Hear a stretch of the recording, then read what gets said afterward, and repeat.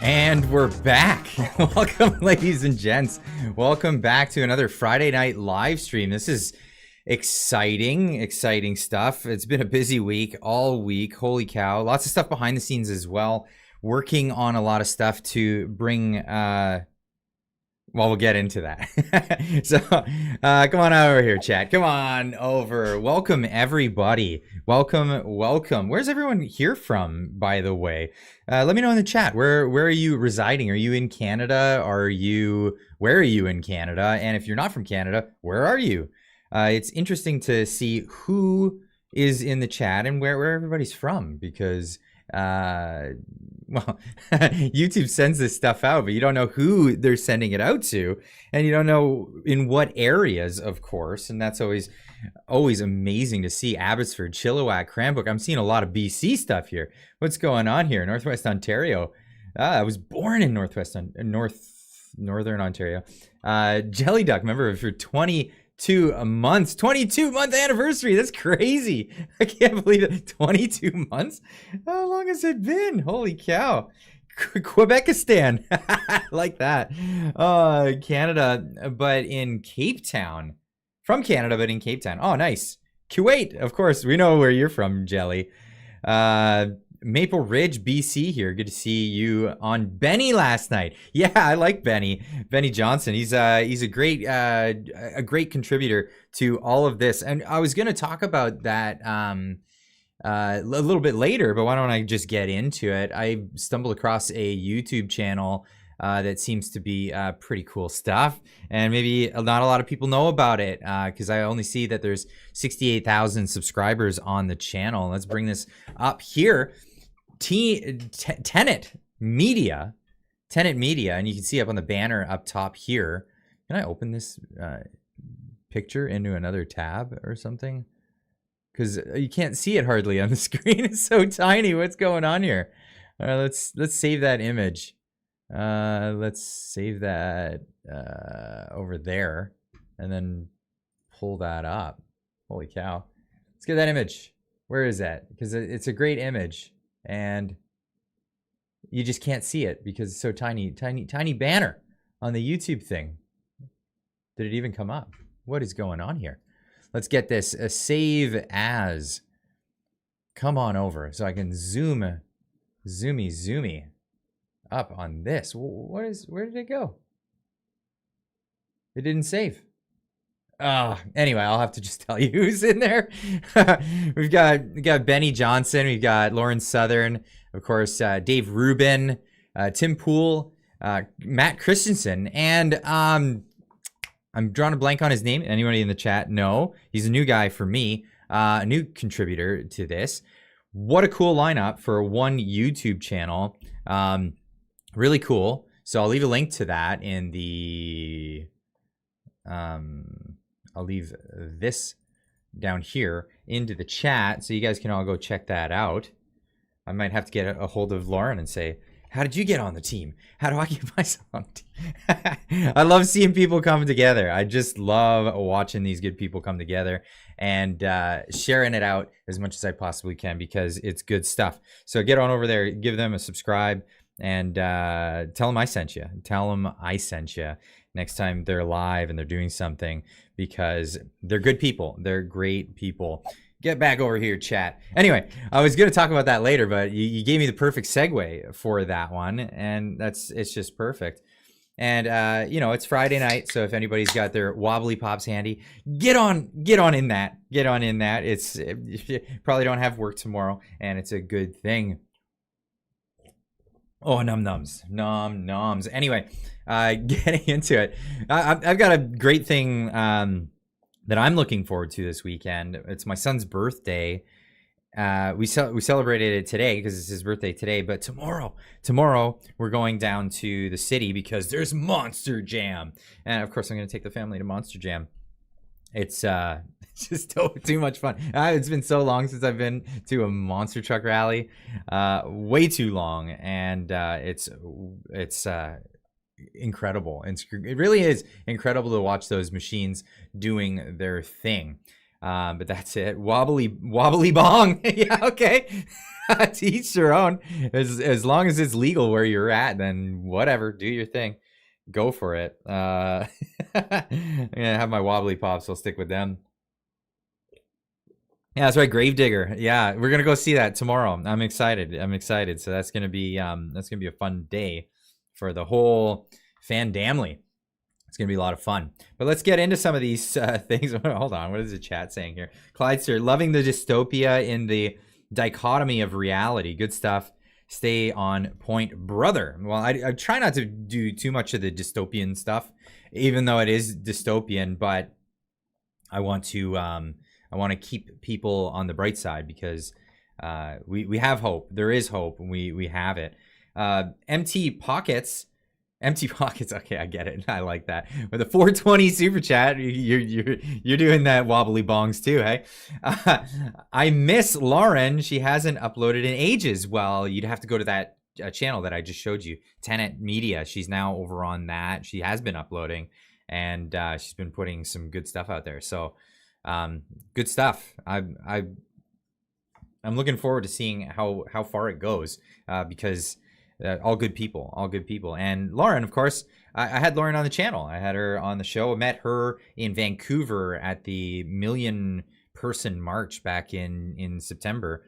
And we both just happened to be there. And people were telling her, hey, you got to meet this guy, Clyde. And people were saying, you know Lauren? I was like, yeah, I know who Lauren is. And the crowd brought us together. It was really, really cool. So yeah, excited.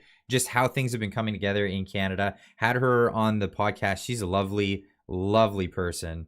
And she's just so devoted to this work. And it's great. I can't say enough good stuff about her and what she's been doing. I met her at 176 border shutdown. Awesome. Yeah. Tractors are rolling in Quebec. I don't know much about what's happening there. Obviously, I can't read French media. I mean, I could Google translate that. We were busy with my son's birthday stuff today, so I will be looking into that. Tractor in Quebec City. Yeah, apparently the farmers are rising up in Quebec. See, I heard things on rumblings of this on Twitter or X, if you call it that now, and. The people who are talking about it, they're saying because of the carbon taxes, and well, they're exempt from these carbon taxes in Quebec. So, well, the story will come out. I don't want to jump on stories that are too early to know any of the information about. As soon as I know some stuff about it, I'll definitely get on that one. Celtic Canuck is good. Celtic Canuck is fantastic. Of course, get over there and subscribe if you haven't already. She's amazing. Penny D with a $5 super chat. Barrie, Ontario. Hi, Clyde, and everyone. Love it. Awesome. Thank you so much, Penny D. Really appreciate that. And as I was saying earlier, I don't buy into the black pill stuff, and I like to steer people away from that sort of thing. And the chat's doing that thing again. So I put this on Twitter. This is a while ago now, but I put this up there quite a bit ago saying, I'm no longer going to humor people who have taken the black pill and take time out of their day to spread their despair onto other people who are fighting for liberty. If you're encouraging people to give up on fighting back, you're not an ally, you're an adversary. This is not the way we should be pushing. It's counterproductive to be telling people on our own side, you're not doing anything. You're not. What is the black pill? Well, the black pill is, of course, it's the despair pill. How can I describe this any better? It's the pill of despair. Vesper made a great design surrounding this. Be careful, this pill will consume you. That's what they want.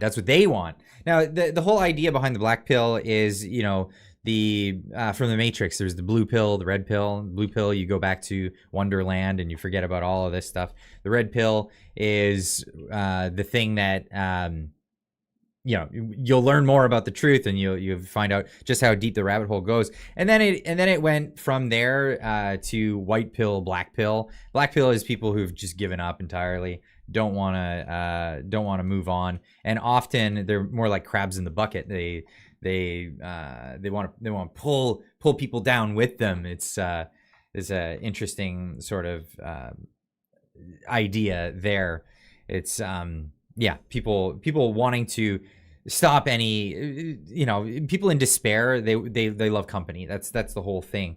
Misery loves company, as they say. So when I see people are black pilled, I try to knock it out of them. And when that doesn't work, well, I mean, sometimes you gotta let it go. You just gotta let it go. Rhonda Davey, member for 3 months. Thank you so much. Ignorance is bliss. Yeah. Ignorance is bliss. You can not know what's going on and just somehow be content with that. It's once you've eaten from the tree of knowledge of good and evil, it's kind of difficult to move past that. You can't unsee it. It really is. It's very difficile. The more you know, the more you know. It's very difficile. Is that French for difficult? It is. C'est très gros difficile. I don't know how to say that stuff. I'm not French. Wake up, Clyde. The entire planet is in despair. Yes, and we can do something about it. That's really what our job is here. We're aware of what's happening. So now that we're aware, it's our job to wake more people up and also keep people on eyes on the prize. Eyes on the prize.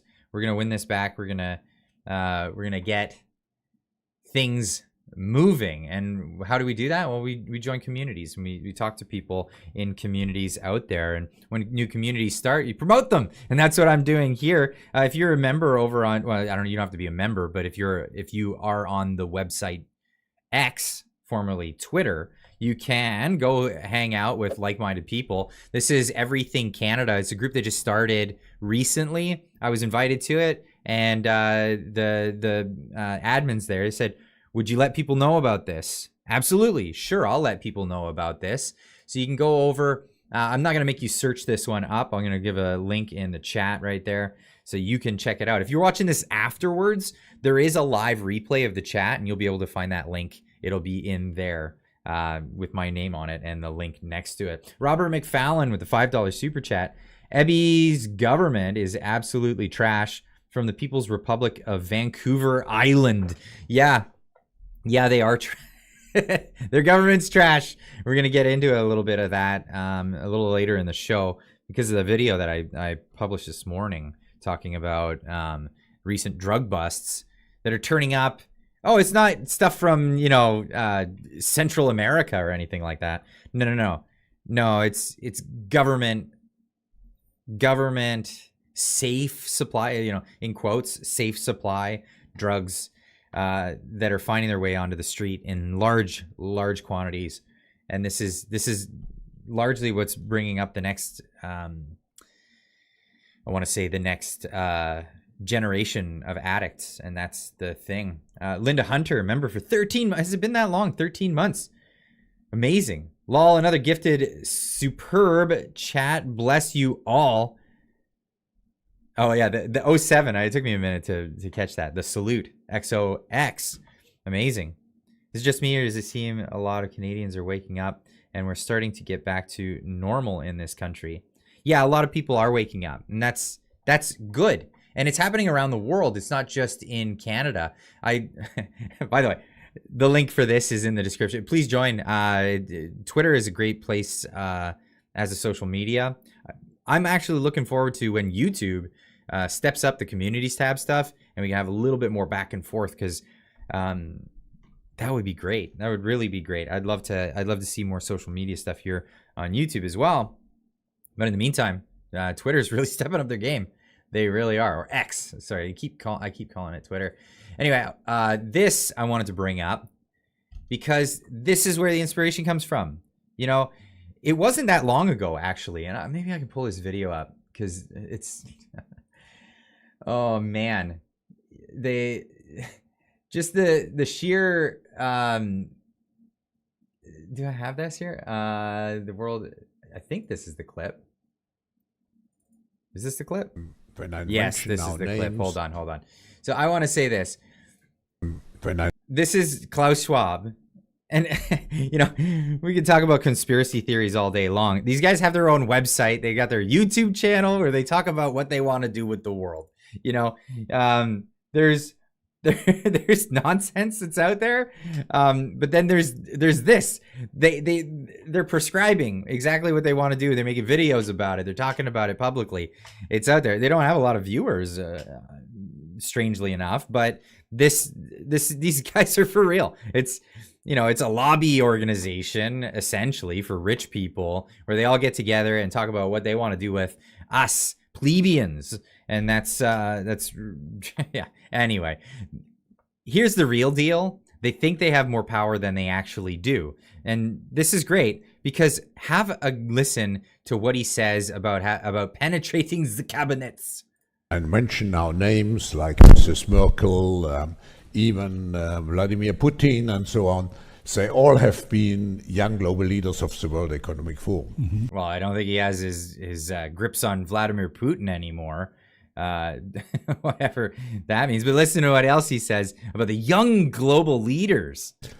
But what we are very proud of now is the young generation, like Prime Minister Trudeau, President of Argentina and so on. Wait, what did he say? President of where?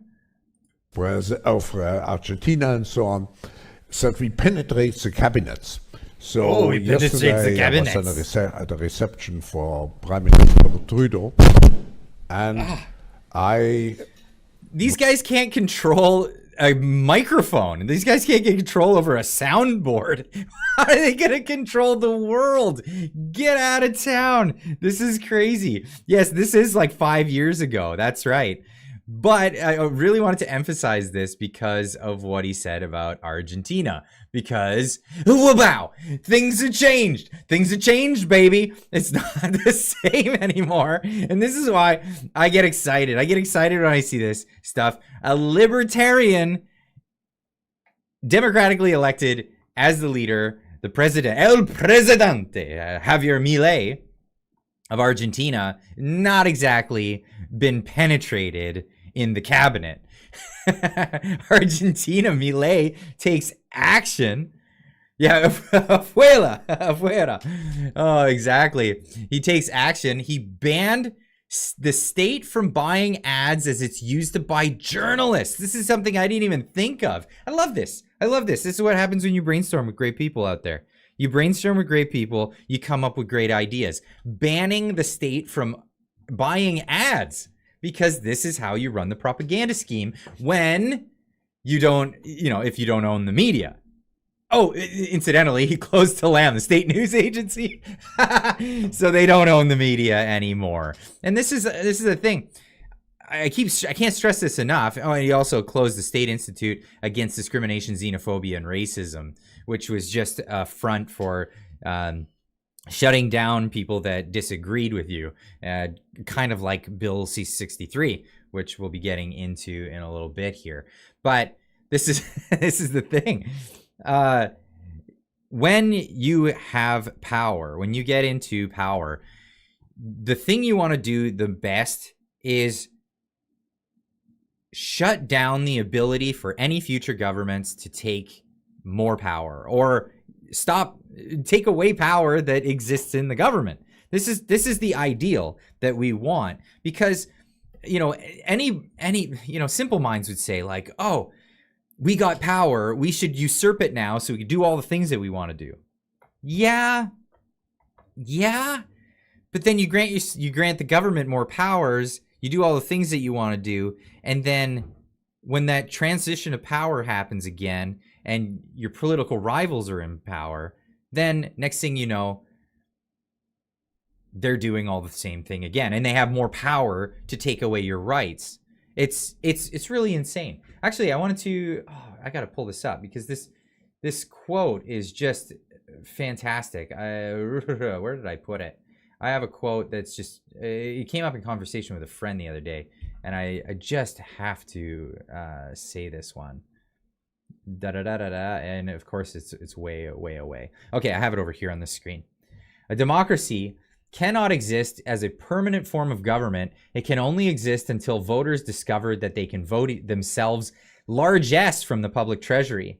From that moment, the majority will always vote for the candidate promising the most benefits from the public treasury, with the result that a democracy always collapses over loose fiscal policy, always followed by a dictatorship. The average age of the world's greatest civilizations has been 200 years. These nations have progressed through this sequence from bondage to spiritual faith, from spiritual faith to greater courage, from courage to liberty, from liberty to abundance, from abundance to selfishness, from selfishness to apathy, from apathy to dependence, from dependence back into bondage. This was Alexander Fraser Tyler. This is what he said. But we can see you can skip the dictatorship if you catch it in time, and you can go back to liberty, as they're doing over there in Argentina. And they went through some serious economic downturns. They went from abundance way back in the 40s, I believe. They were incredibly abundant. And then, selfishness came in, and, several decades of socialist policy brought them to their knees economically. And that's what happens. And this is what I predict happening for Canada. But we can work our way out of this. It just may not be so awesome. Clyde, your staff suck with the censorship. My staff, nobody's censoring anything. As you can see, I know on YouTube that YouTube likes to censor things. I don't have any keywords or censor stuff going on, but it does happen. It's a thing that happens in the YouTube. Here's what happens is it doesn't censor. What it does is it sends things over to where anybody would have to, or sorry, the YouTuber has to verify it or review it, held for review, and then it won't go up. One Fazy, I hope I'm pronouncing that correct, with a $13.99 super chat. Nothing said in there. Thank you so much. I really appreciate that. But yeah, so YouTube will put comments over into the held for review. But the problem is so many comments happen on my channel.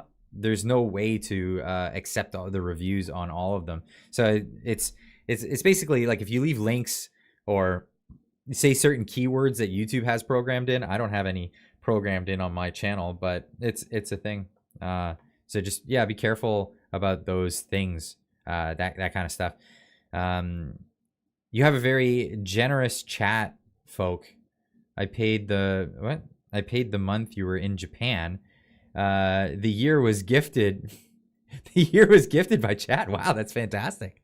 Amazing. Yeah, so many generous people out there, and it's fantastic. And thank you so much. I really, really do appreciate it. But not focusing on it. Not telling people they should, this is where I'm coming from. Anyway, let's move on, because I wanted to get to some of these stories before my guest comes in. This happens far too often. I'll get into these live streams and I'll get onto a couple of rants. I'll have a ton of stuff planned that I want to talk about, and I only talk about like one or two things because I just go on and on and on. It happens. I have to shut myself up on my videos every morning because I'll go over. I'll go for way too long. It's just a thing. So keeping my videos under 10 minutes is actually a challenge. Realistically, it actually is. Don't apologize for free speech, Vikram. Oh, I missed the comment. No, nobody should apologize for free speech. No, absolutely. International Women's Day. Where's my Sandwich? Is it International Women's Day? I didn't know that. I thought every day was. Oh, isn't that what parents say about when they say, when's Kids Day? Every day's Kids Day, right? Oh, that's hilarious. Love the channel. Love you. Thank you. Bonnie and Clyde killed 800 times by the good old boys. Take that. Yeah, Bonnie and Clyde. Yeah, Clyde Barrow and Bonnie. I forget her last name. Brought to you by the Femnazi. Oh, lol. Oh, awesome. So let's get into this. I'm going to close some of these tabs because I got way too many open. Boom, boom. Yes. So this is a story that actually a workmate of mine brought up. He said, have you heard about this? I hadn't heard. But it's getting everywhere. Apparently Doritos, the new Doritos fired an activist. So this happened in Spain, apparently. I guess this is why it was on my radar. Bonnie Parker, that's it. It was Bonnie Parker. So this one wasn't on my radar because it happened in Spain, but they had their Bud Light moment, apparently. But this was whatever that thing is.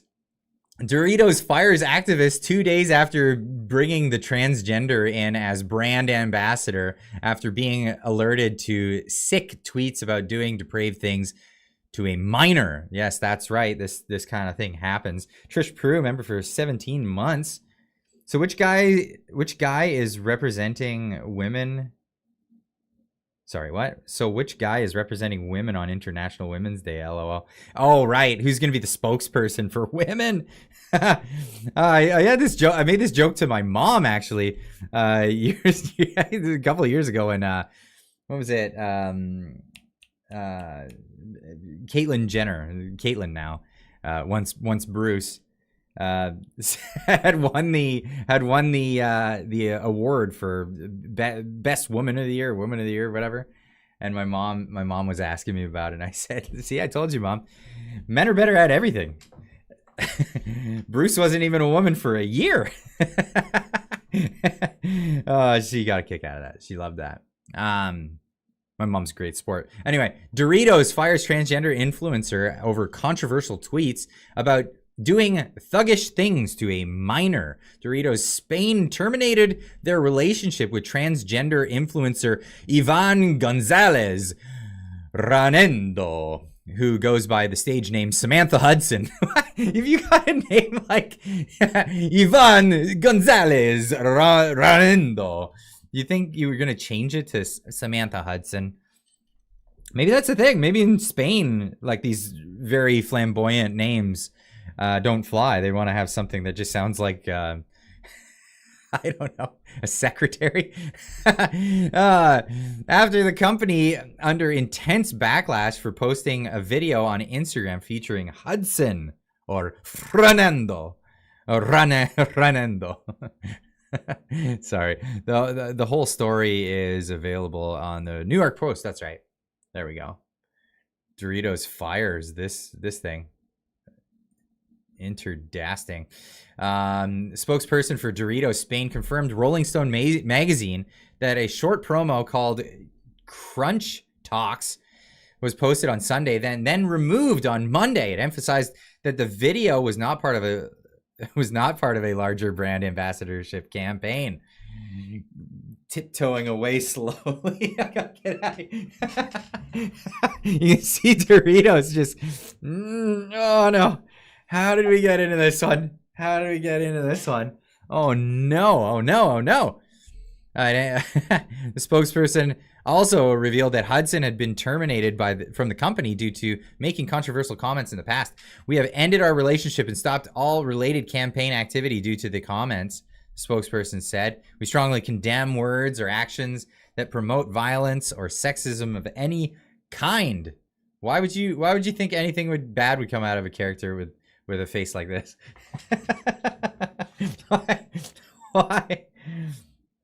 Why would Clyde's going wild on International Women's Day? Is this wild? Am I going wild? Okay. Ciao ciao to all in the chat. Ciao ciao, Steve.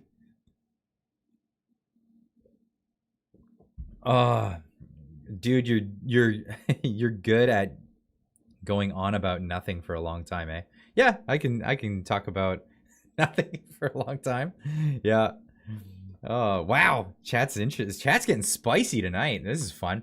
Anyway, nothing bad could ever happen from a person like this. Hudson has made controversial statements on capitalism, the family, and even child sex abuse in the past, among other controversial alleged comments and posts that have resurfaced online. Hudson endorsed the abolition of the traditional monogamous nuclear family. And I think that was the final straw for most people on this one. I'm seeing a lot of hi Tamaras. Is Tamara in the chat? Tamara, welcome. Yeah, as a teen, she had also tweeted about wanting to do thuggish things to a minor. The outlet reported in this case a 12-year-old girl. So yeah, good old. I guess you could still enjoy your Doritos. The boycott is not coming for Doritos now. They did the right thing, I'd say. Distance yourself from a character like this. That is abhorrent. It's really, really gross. Absolutely. So, what do you even say about that? Anyway, moving on. I wanted to talk about yeah, everyone's saying Tamara's here. I don't see the chat's moving too fast. I'm not catching that. Where are we at? Okay. Well, if Tamara's here, hi Tamara. Welcome. Well, there we go. Happy Women's Day. I didn't even know it was Women's Day. Nobody told me it was. I was too worried about my son's birthday. That was my my main thing. Hey Tamara, there you are. Awesome. Yeah, happy International Women's Day, Tamara, and all the ladies in the chat. I didn't know. I had no idea. I got wrapped up into so many other things that it was yeah, not really in my purview. Now I've been talking with a character on Twitter, actually really cool guy. We're gonna actually be doing some work together. He's gonna go out as a outside report on some things. We're gonna be working on some different things moving forward. And right now he got really interested in what was going on in Colona. We all heard about the tent city, what was happening over there. Well, essentially massive homelessness problem over in Colona. And I understand that a lot of people would probably want to be if you're in Canada and you're homeless, you're probably better off in the winter in Colona, like of all places. There's a lot of people that end up in Vancouver, but that's where mostly, it's just mostly drug users there. And it's sad. It's tragic. If you're ever in the Lower East Side of Vancouver, Hastings to be specific, is pretty awful.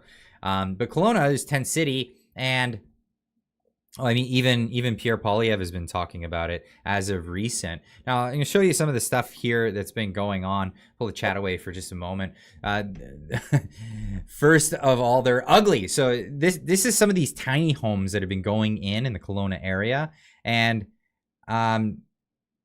this is the government's. This is their reflex reaction to what's going on with homelessness in Canada. I know they're not going to slow down immigration. They wouldn't do that, and they wouldn't have like better fiscal policies. All the things that led to the housing crisis for most people. Maybe have better policies when it comes to drug and addiction, that kind of thing. No, that wouldn't be their purview. No, we're just going to band-aid the issue by making a bunch of little bungalows in the town where they can shove homeless people in so they're out of sight and out of mind. Is this really helping? This is the question. So Amazing Zoltan putting out there, at first they're ugly, says Colona man of the of the dilapidated trailers placed next to his business. They're being branded by the NDP as tiny homes for the unhoused. I don't know when the memo went out that we don't call people homeless anymore. We call them unhoused. This is all the PC language that goes out there. It's annoying, to say the least. I don't like all the new terms, and I don't think anybody's bigoted for saying the old terms. That's just people trying to police language, essentially. Robert McFallon with a $10 super chat. To be accurate, they're Trudeau towns, not tent cities. That's really good. That actually should stick.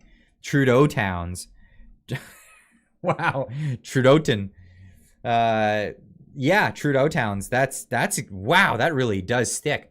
Anyway, thank you so much for that. That's crazy.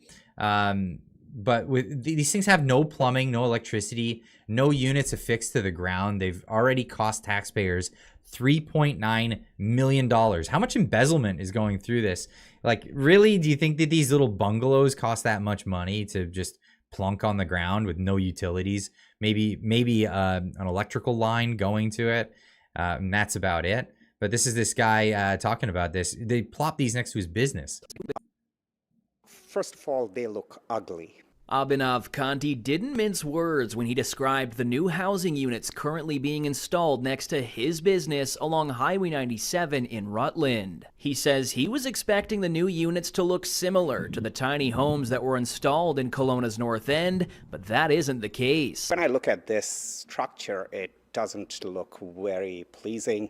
It's an eyesore. He fears that the new units will not only have a negative impact on nearby businesses like his, but also on tourism. And I'm just thinking that when the tourists come in, this is the lovely sight of Colona. It's ridiculous. It really is ridiculous. The province says that it's providing a grant of $3.9 million for the homes. It's homeless encampment action response temporary housing. So it's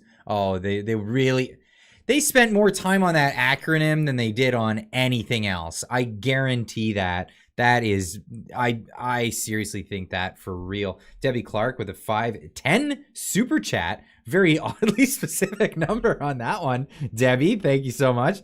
I live a few minutes away from the trailers and I saw some work being done down, but they are not new or even nice. Yeah. So why are they costing so much money? X to doubt. Seriously, throw some doubt on that one. I don't think that's accurate. Thank you, Debbie Clark. Tamara Leach with a $27.99 super chat. Thank you so much, Tamara. Thank you for all you do, Clyde. You are an inspiration to many. Thank you. Wow, that means a ton. That means a ton. I really appreciate that. And when are you coming on the show? Are we doing that before the end of the month this month? Well, call me. We'll arrange that. We'll make that happen. Penny D with a $10 super chat. Clyde, I believe you will always prosper because you appreciate everything right now. I respect this in you. Thanks. And hi, Tamara. Thank you so much, Penny D. That's amazing. That absolutely. Thank you so much. Light Giver with a $10 super chat. Trudeau's idea of 15-minute cities. You can have your drugs delivered right to your door. Yeah, and the drugs inside, plumbing outside. That's the new Justin's Justintown. Oh, I love that, Trudeauton. Where are you from? I'm from Trudeauton. I live in a bungalow, a dilapidated bungalow that costs $3.9 million. 10% for the big guy. Of course, I saw that in the chat earlier. That's the way it goes. So yeah, 60 more tiny homes to built in Kelowna alongside Highway 97. This is the article from Global News. And like, that's great. Like, this is from mainstream media sources. So like, this is why I want to do more investigation into this, because if the media is telling you this and it's a grim story about this, what do you think the real story is, right? Because they are often, well, not always. There are some good writers out there, but crazy. This is our government. This is what they're doing with tax dollars in Canada. But Canadians are not satisfied with it. I believe we counted no more than 4 or 5 Atco Trailers when we visited the site last Saturday. So Zoltan has been going to these sites to check them out and interviewing people. And I should be having him on the show pretty soon. and we're going to be going over some of those interviews and what the sentiment is. Like, we're talking about from the homeless people at these encampments and what they're saying, because it would be interesting to know what their point of view is in all of this as well, how they got there, what their whole thing is. But these tiny home encampments are being sold on Kijiji for $22,000 each. How did this cost $3.9 million? I mean, I got 2 words for you. Arrive can. Holy cow. But yeah, here it is. Atco trailer, 10 by 52 office first aid trailer, $22,000. And all they're doing is throwing a bed in it. And hooking it up to electrical service. There's no plumbing in any of these things, which is ridiculous. It really is ridiculous. Shipping costs more due to carbon tax, but puts more money. So it says in people's pockets. Oh, that's too funny. I love people's sense of humor. This is way too good. Yeah, Atco scam. This is another one. It's another one of those, 10% for the big guy things. Contract it out, pay with tax dollars, and it's just astronomical what it costs. Moving on, most Canadians think that Canada is broken and are angry with Trudeau government exclusive poll. So this is the real word on the street is nobody likes Trudeau and they want him out of office. This is the reality of it. And he's just clinging on by his socks. Pun intended. Absolutely. How is this guy not had his walk in the snow just yet? How has he not had his walk in the snow? This is just crazy to me. Most Canadians believe everything is broken in the country right now, and more people agree with that statement than just 1 year ago, according to a new national survey. Canadians across political lines were on the same page when it came to the perception that Canada is broken, with 70% agreeing with the statement. Most conservative voters, 85%, backed the idea. Notably, 2/3 of NDP voters, 66%, agreed in addition to 58% of Bloc Québécois voters and a fair number of liberal ones. Kitty Nukes with the $10 what a name, with $10 super chat. Wonder how much Singh or his wife is getting kickbacks from this. Also, same question about the pharmacare, as it is specific kinds of meds. Wow, that's just that, right? Is it not? I mean, I've said this so many times, and I don't know who coined the term, but I believe it came from someone from the Mises Institute in the U.S. The phrase goes, when you regulate a market, the first thing to be bought and sold are the regulators. And this is exactly it. It's up for sale. When the government gets involved, everything is up for sale, and they have their hands out right away. They're the first ones. They're the first ones wanting the slice of they want their slice of the pie. And yeah, absolutely. Kitty Nukes, thank you so much for the $10 super chat. Appreciate that. 3.3 million would have bought 145,000 of those buildings, says one WW guy, or one WW guy. That's crazy. Just simple maths will get you there. Fun fact, Jugmeat's cooking video has President's Choice stuff in the background. President's Choice isn't bad. It's not bad. Oh, but he rails against the company that sells that stuff. Right. Fair enough. 43% of liberal voters agreed with the country feels broken these days. Obviously, that's less than half of the percentage of conservative voters, but that was slightly higher than I would have expected. Andrew Enns, an executive vice president at Ledger, told the National Post. Mr. Roscoe Pico with a $10 super chat. They build these styles of homes in Australia not only for homeless people. If your license is attached to the address, you will be denied going into certain establishments. YouTube Hood's Alice Spring. I'll have to check that out. Hood's in Alice Spring. I'm gonna look that up. I'll watch that later. But thank you for the tip, because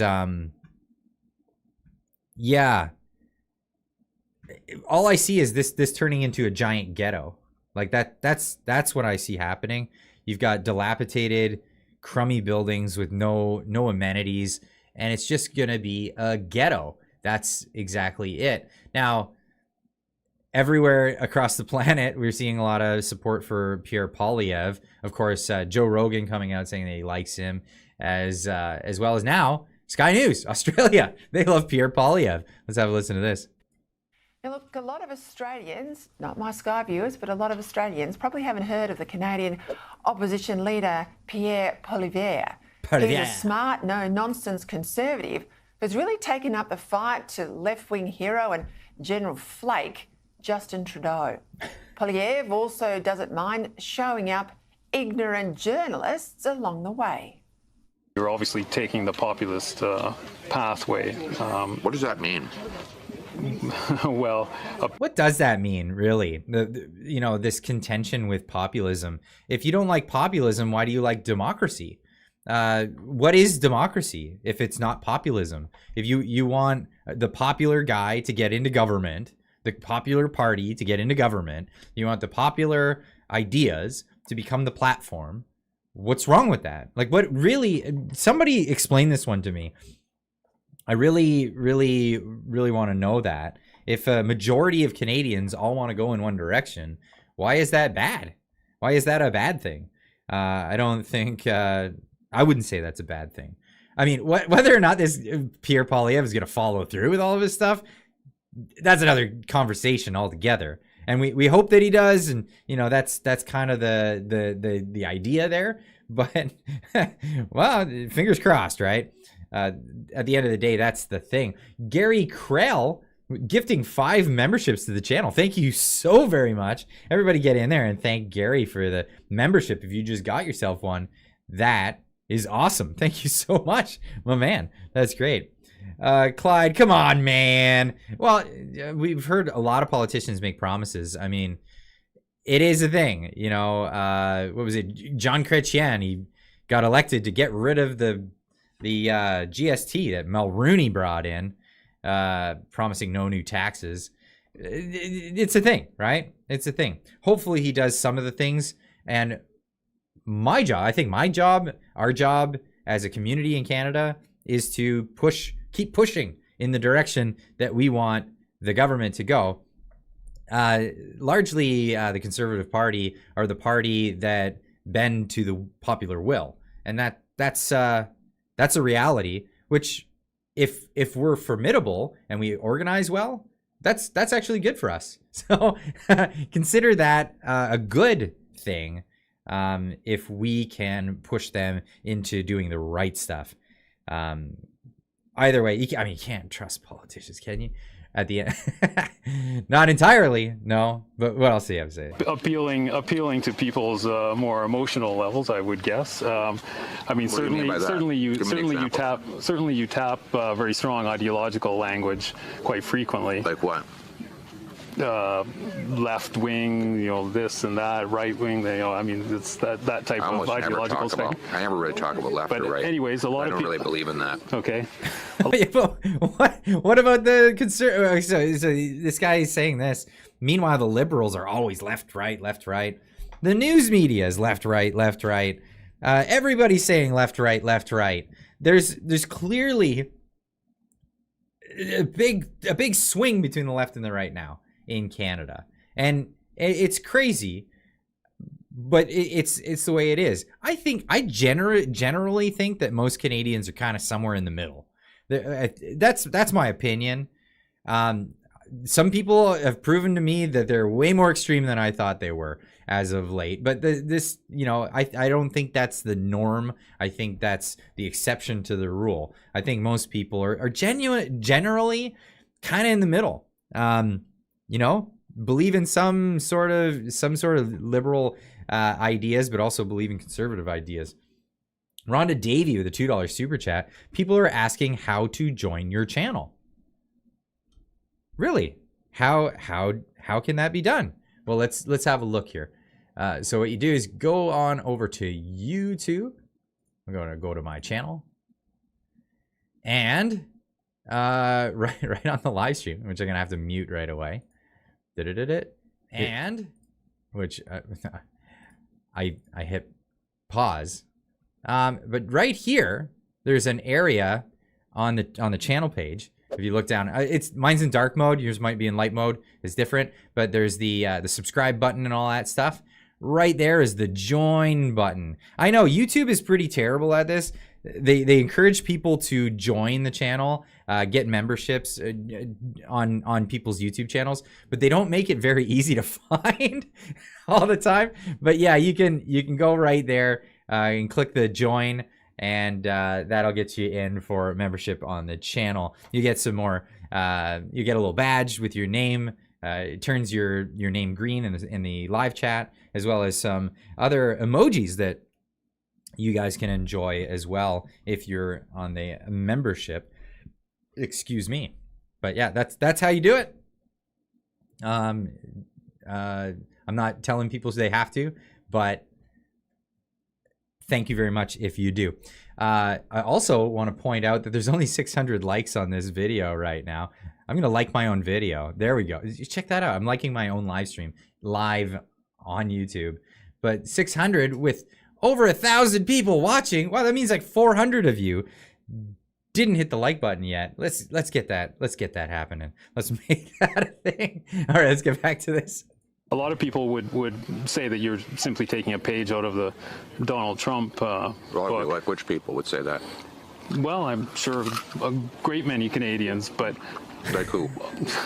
Like who? Who's saying that? Tamara Lynch, what are you doing? Another $27.99 super chat with no message. Thank you so much, Tamara. I really appreciate that. That's fantastic. You don't have. You shouldn't. It.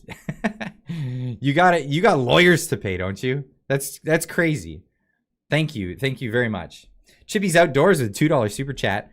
Folks, quit rationing Clyde. Hit those thumbs up. That's hilarious. Thank you very much. Gary Crowell with another $10 super chat. You're welcome, y'all. We have to keep spreading the truth. Clyde, what do you call your fan base? The Clyders? Clydetrons? I don't know. What do I call people? I never even considered that. Is there a thing? I'll let you guys come up with the term. You guys are the ones who are going to call yourselves that. The do somethings. Oh, that's too funny. That's too funny. Yeah, brainstorm that one. That one's interesting. The Clydites. Oh, that sounds so horrible. Oh, I mean, from my perspective anyway. Oh, that's embarrassing. Pleasantly Blue with a $10 super chat. Thank you so very much. Wow. Yeah, no message, but leave a message in the comments there as well. Cody E with a $5 super chat. YouTube might be changing the layout for people. Everything is on the right side for me now. All the recommended videos are on the bottom. Yeah, they change stuff around so frequently. Don't even know what to say. But yeah, anytime you need to know where something is, because I'm a YouTuber now. This is my job. It's my second job. I never quit my day job. But because I know the ins and outs of this stuff, let me know if you can't find something. I'd be happy to show you. Wesley Snipes, welcome to the channel. Thank you for joining as a member. Love the name. I was always a fan of Wesley Snipes. Robert McFallon with a $2 super chat. Clydesdales. You guys are the Clydesdales? Is that it? We doing something? Yeah, you are. Why is Tamara Leach the only name that shows up in blue in chat? Is she the only mod that's in the chat right now? So she's got moderator status, so she can if somebody's being naughty, she can give the old spank, the old sorry. Hold your tongue. Trish Prue with a $2 super chat. I did something. I hit that like button. Well, thank you. Thank you very much. I appreciate that. Red Barbs with a $13.99 super chat. Love your show, Clyde. Thank you. March 1st, I just raised my labor rate 10% for all government workers. I thoughtful I would be a Trudeau, how do you Trudeau-ish to his increase. That's really funny. So all those people that it's kind of like a seniors discount. Like if you raise your rates 10% and then give everybody the private sector discount.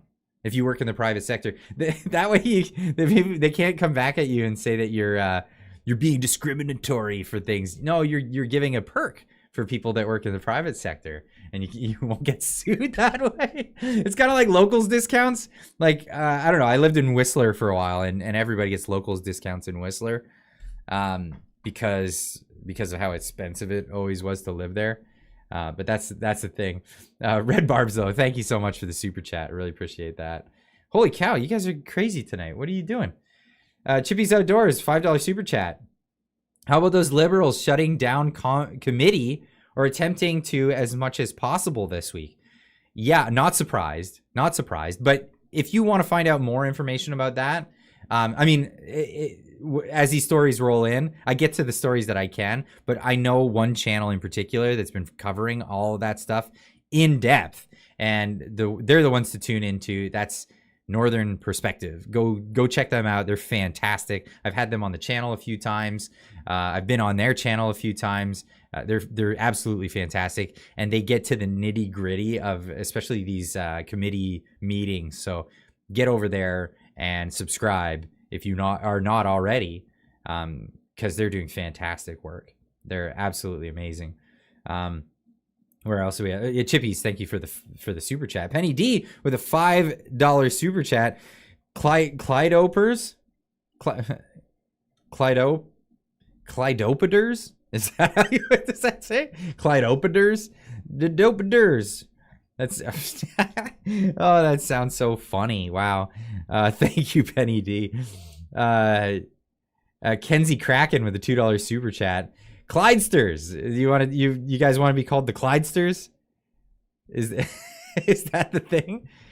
Oh, that's hilarious. You're a bona fide cult leader now, says Utaka. You talk it too much, my man. You're on it. Incidentally, because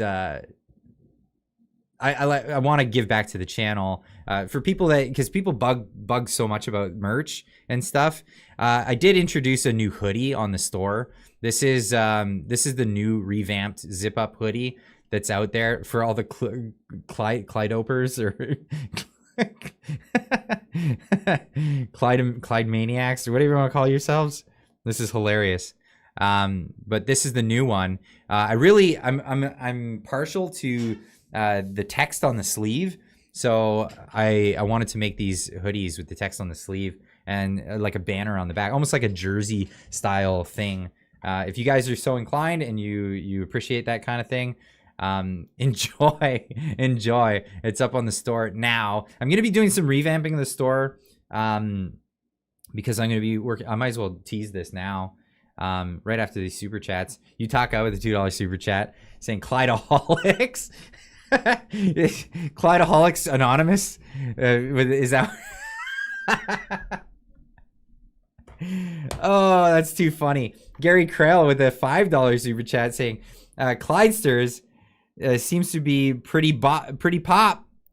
If we can agree on a name, I'll give $50. Whoa, that's crazy. Hilarious and crazy. Christian Tessier with a $2 super chat. I hope I pronounced your name right. I try my best. Take photos of your votes. I'll count them today. Well, Yeah, we should get what I'll do is hit me up on both here or on Twitter. People that are on Twitter, people are on Discord, hit me up with all the different names that you'd like, and then I'll do a poll. I'll do a poll through the week, and we'll see where that goes and what people want. It's just too funny. Clyde and the do somethings. Are you guys the do somethings? That's funny. That's really funny. Best one yet. Will not comply. Yes, I have the do not comply shirt up there. And I changed the mug, so the coffee mug is a little different. You'll see it's a mug, but it's just instead of my whole face on there, I just put the glasses of the logo, and that's it. Tamara Litz with a $6.99 super chat. Only 772 likes. Everyone, hit that like button. Do it for Tamara. Don't do it for me anymore. Oh, that's too funny. That's really funny. But yeah, so I made this mug available, and this is actually inspired by the person that I'm collaborating with for the next thing that's coming out. It's going to be coming to the store. We just need to work on the back end, figuring it out. But I might as well talk about it tonight because it will be up very soon. We've got the products made. I know a lot of let's just say I know a guy. Everybody drinks coffee, and every morning I'm drinking coffee with my videos. And something that I wanted to do was if I was going to sell stuff on a merch store, it was going to be a have a coffee with me kind of thing. And how about we have a coffee together? And why not do that while supporting a local business here in Canada, a family-run business that aligns with, good ideology, I suppose you want to say. Somebody who's not woke. You're not doing some woke business. You're helping a business that sees things the way we see things, and family oriented type deal there. So what I came up with, because I know someone in the biz, and I'm like, hey, why not do that? Let's start coffee, that you guys can have a cup of coffee with me in the mornings. And here's what we came up with. And this is the Clyde Brew Something coffee. And this one's the medium roast. This is a teaser for everybody out there. This one's the Mega Medium, and of course MAGA stands for Make Americanos Great Again. Because that's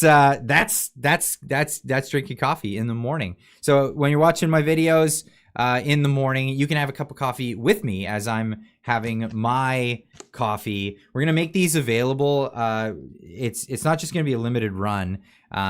We've been myself and Yuji have been working together on the flavors to make sure that we get something that we think everybody's gonna like. He's the roaster. He does all of this locally in Canada, in Burnaby, British Columbia. Penny D with a $5 super chat. Clydesters, I like it. Okay, so Clydesters, and thank you so much. And Christina Anonymous. I think it's supposed to be anonymous. Christina Anonymous with a $5 super chat. Please make your show available as a podcast on Spotify. I want to listen at work, but it's so hard on data to watch YouTube. I'll get on that. I'll get on that. If I didn't realize that was a thing, but yeah, I can get on that. That's another thing. Also with the coffee, and thank you so much, very much, by the way. Thank you very much. Also with the coffee, I'm a fan of decaf because I'm an old guy. It's just a thing. I don't know. My nerves go wonky. Robert McFallon with a $5 super chat. Can't wait to buy the blackface dark roast. Is that what we should make it? I don't know if that's what we should do with that. But what I did was we put together, we call it the ecological decaf, because we are people that love the environment, but we're not environmental patients. No, we're ecological, and we like to do that with our food products and stuff. I particularly don't want to use chemicals with my food, so this is a Swiss Swiss water decaffeination, decaf medium roast. So check these out. These will be available soon. I'm excited about it. Because if I'm gonna put stuff on a merch shop, I'd prefer to have stuff that is something that people want anyway, or something that people are already consuming. Why don't we do something that is a thing? Decaf is just brown water. Okay, listen up.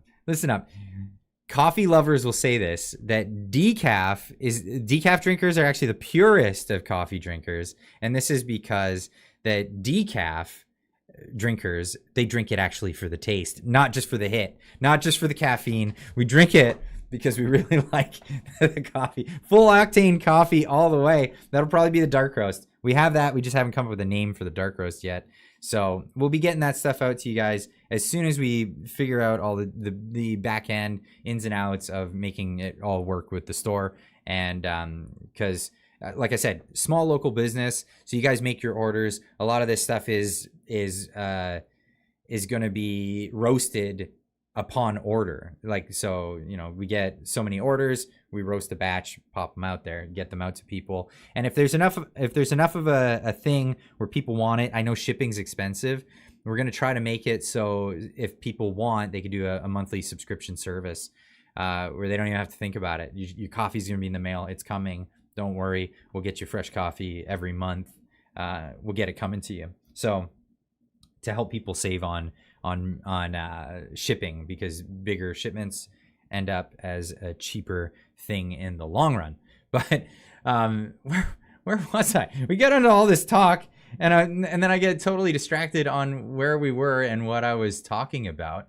I want to show you guys some craziness, because since we're talking about the NDP in Canada, this is, and I don't even know what to say about it. Well, first off, this guy, Peter Julian, apparently blocked me on Twitter. I was just looking up different people in Parliament, and I find out that this guy blocked me. I've never had an interaction with him, but he's the I can't remember what exact. I think he's New West NDP for British Columbia, and I've never had an interaction. He's already got me blocked. Newbie 431 with a $10 super chat. In before I'm censored for being a dangerous foreigner. Yeah, you dangerous Americans. What are you doing? What are you doing in the chat? Thank you so much for the $10 super chat. That's amazing. But what is the NDP's newest message? It's kind of got me puzzled. But they've taken to TikTok, and it's kind of obnoxious.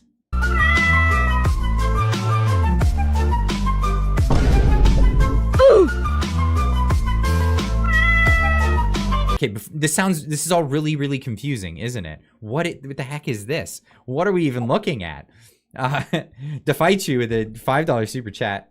Will you be doing Keurig eventually? I don't know. I don't know if that's possible. I know you can get Keurig cups that are reusable, so you can fill it with your own coffee. So that could work for you if you're a Keurig user. That's funny. This is actually an NDP Ontario ad. This is a real ad that they really, really put on TikTok for people to.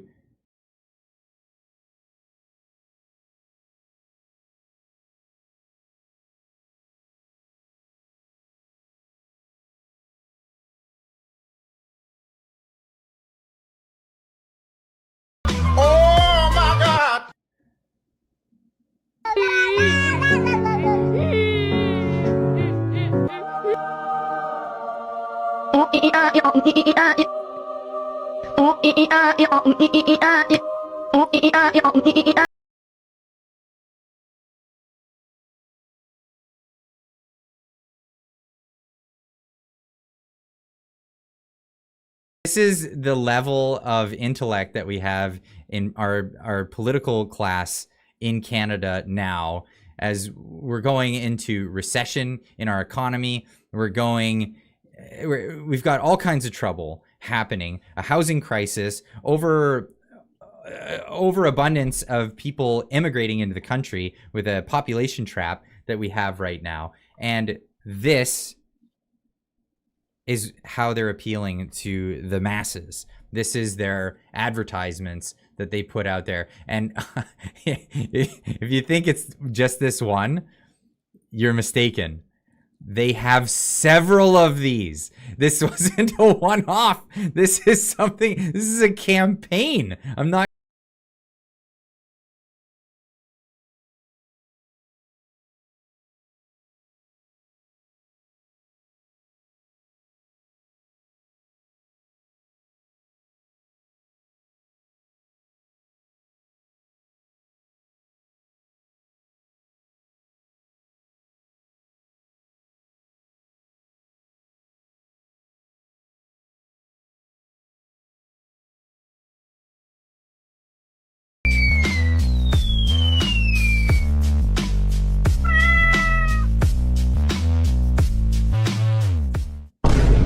Oh my God! What?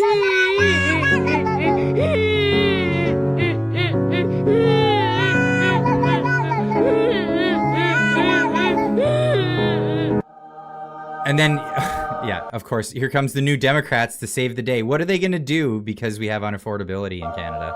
They're going to spin around. They're going to call for... They're going to call for stuff. Anyway. Increase fines for overcharging. What? What is overcharging? How do you define overcharging in a grocery store? How do you define that? Like, check out the market and how that's functioning. It's crazy. Establish a consumer watchdog.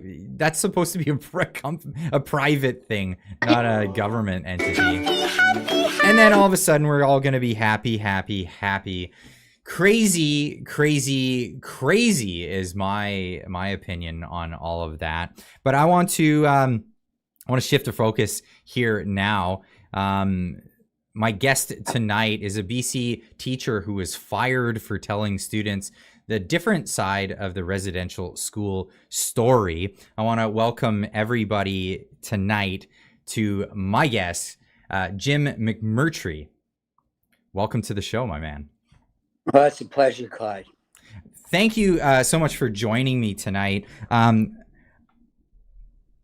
We're in a point in our country now where you can get fired for telling children about what actually happened in a situation, but to indoctrinate them about sexuality and stuff is almost seen as the correct or proper thing to do. It seems that that's the direction we've gone. Can you tell me your story? How did we get here? Why did you get fired?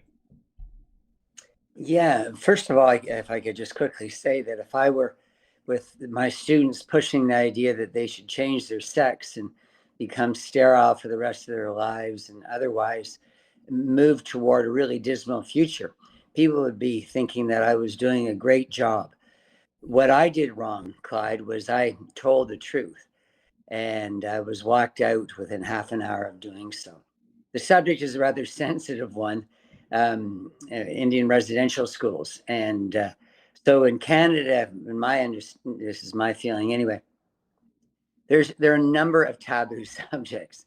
As a teacher, maybe starting, when Trump was elected, just mentioning the name Trump could get you in really big trouble, unless you just said something horrible and exercised for 2 minutes of hate. If you don't do your, use the proper pronouns, if you don't memorize the colors in the pride flag, there's all these rituals that are absolutely necessary for people to prove their membership in the woke cult. And it became very suffocating for me in recent years. So I was a teacher for a long time, and over 40 years. I was a principal for a time, and I feel that I did a good job. And so I was surprised that I was eaten up by the woke mob, and in the end run out of school. So the particular thing that lit the fire behind my immolation as a teacher was that I said to a class the day that news broke across Canada, maybe not the day it broke, but it was a Monday after the news broke of there being 215 dead children in a Kamloops residential school. And I studied that. It's an area of interest for me. I did a PhD in the University of Toronto in educational history and philosophy. So I know all about residential schools. Mm-hmm. Most of the teachers were highly devoted Christian men and women who'd come all the way from Europe to help, to devote their lives to raising Indigenous children into the modern world. And they have been accused, and now they're accused of having murdered not just 250 kids and secretly buried them in Kamloops, but to have done that in schools, residential schools, the last one closing a little almost 30 years ago, and having done this all over Canada. And there's not a speck of evidence that they're of a grave, an unmarked grave, a mass grave, or any teacher ever having murdered or tortured his or her students. It's not only is it not good for one's reputation as a teacher, but it's absolutely ludicrous to think that at one school that there could be that many murders and not a single parent said, "Oh, my child's missing." Not a single chief. The police have not investigated in Kamloops. The archaeologist report is being sealed to the public for 3 years. No one's wanting to dig. It is very clearly a hoax, and yet it went around the world, and teachers like me get in big trouble. Again, I've lost my job for questioning this genocide narrative. And I use the word genocide purposefully because all the members of Parliament in our government and Canada, the House of Commons in Ottawa, that they voted on October 27, 2022 to call the Indian residential schools a genocide.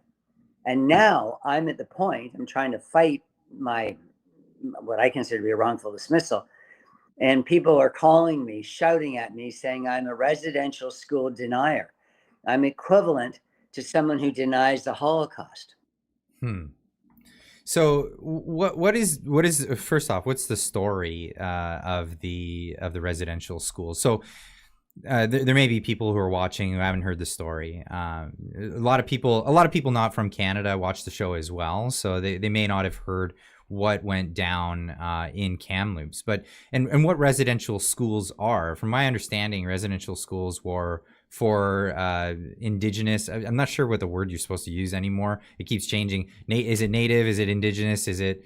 I don't know, right? And I'm not trying to be insensitive here. I'm really just trying to convey a conversation, like have the conversation. The policing of words has become too much. That it does complicate things. So the idea is that these residential schools were laid out for Native people in rural communities that didn't have access to formal schooling. So they would be able to send their children from remote areas to one central location, and then they would have these schools. There's letters and writing, historical reference that a lot of the bands wanted this, and they were happy to send their children to it.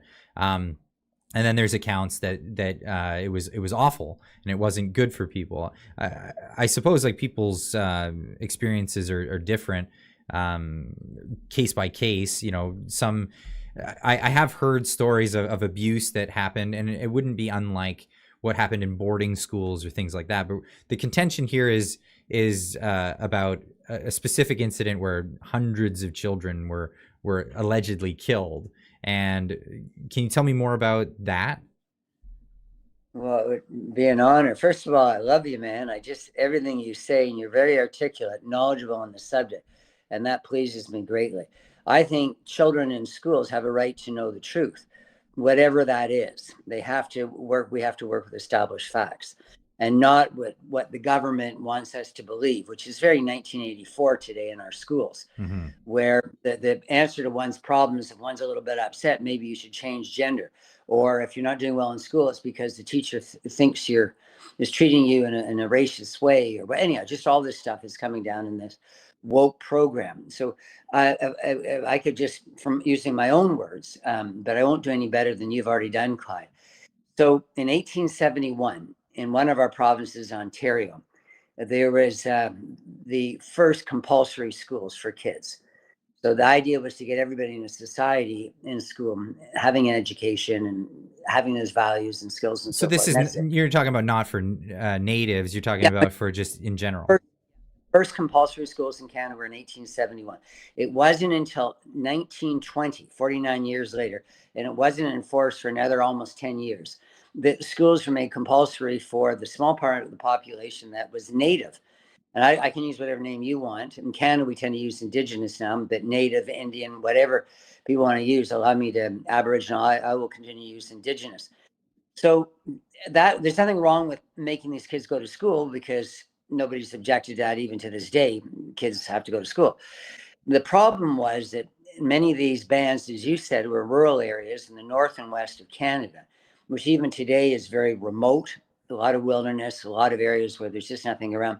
And some of the nomadic bands had as few, as 50 people.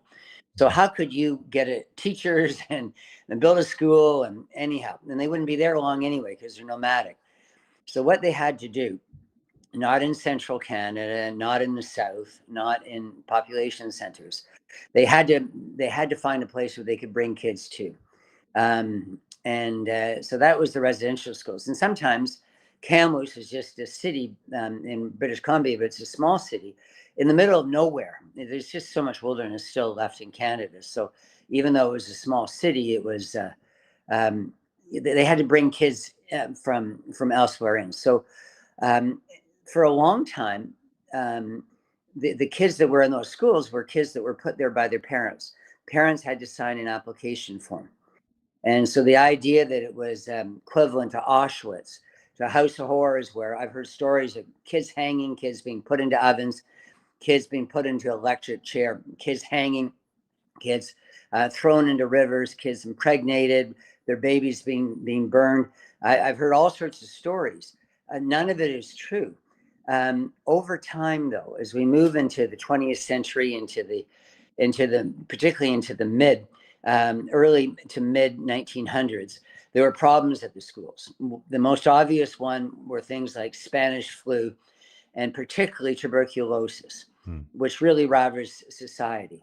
And so obviously there was loss of life at these schools, as there were at any other schools. The important point is there are fewer kids that died from disease at these schools than died on the reserve.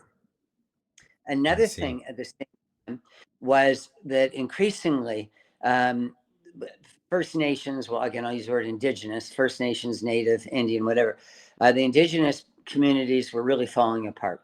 And that was to a large extent our fault, if our ancestors' fault, in the sense that a lot of immigrants came over here, and the Indigenous people couldn't live as they lived before.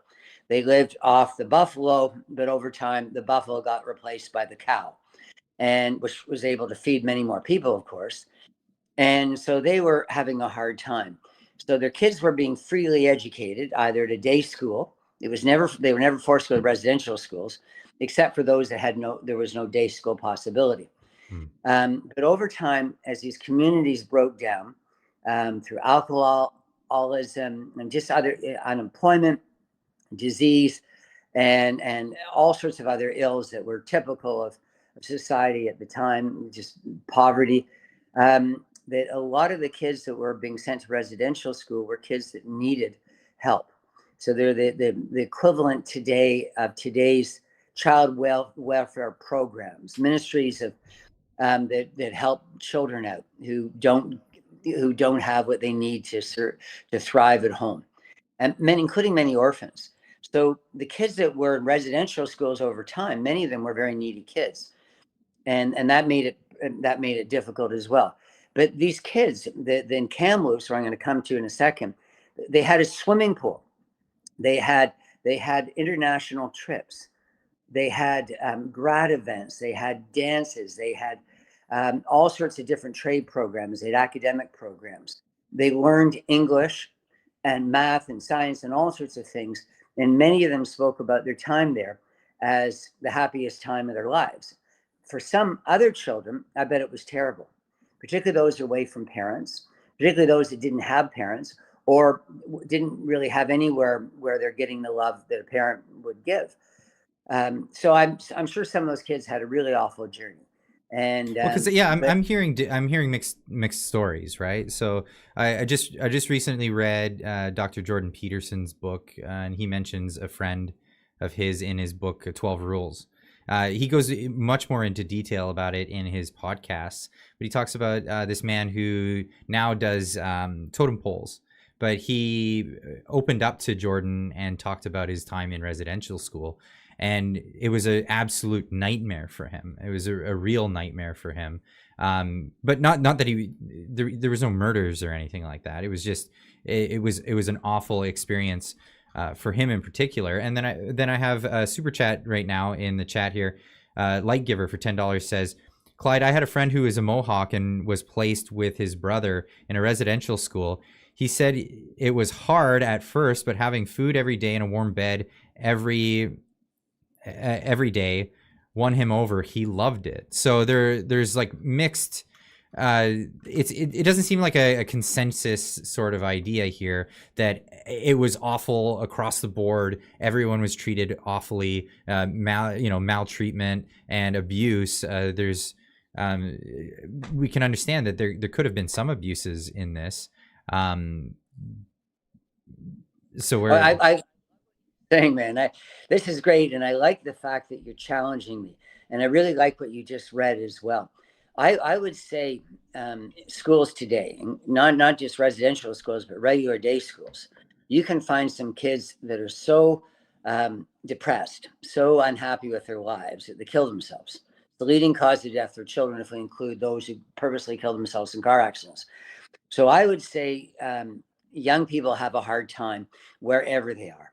You put them in a residential school, things can go wrong. That wouldn't go wrong in many households. But again, many of these kids didn't have a household to go back to.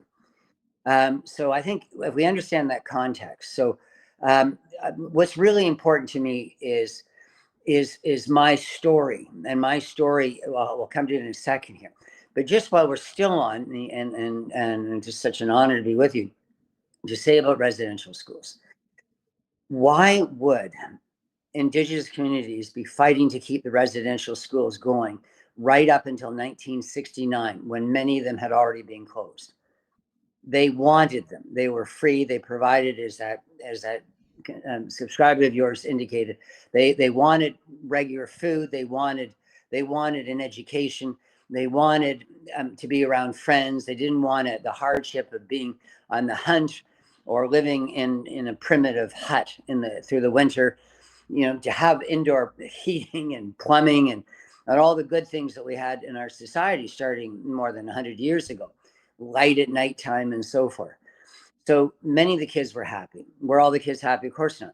And Canada has compensated. So for those that don't know this story about schools for Indians or Native people, for Indigenous people, it was certainly, the intentions were noble. It cost taxpayers money at a time. The taxpayers didn't have a lot of money. It was through a time where there were world wars and terrible epidemics and so forth, particularly tuberculosis here in Canada.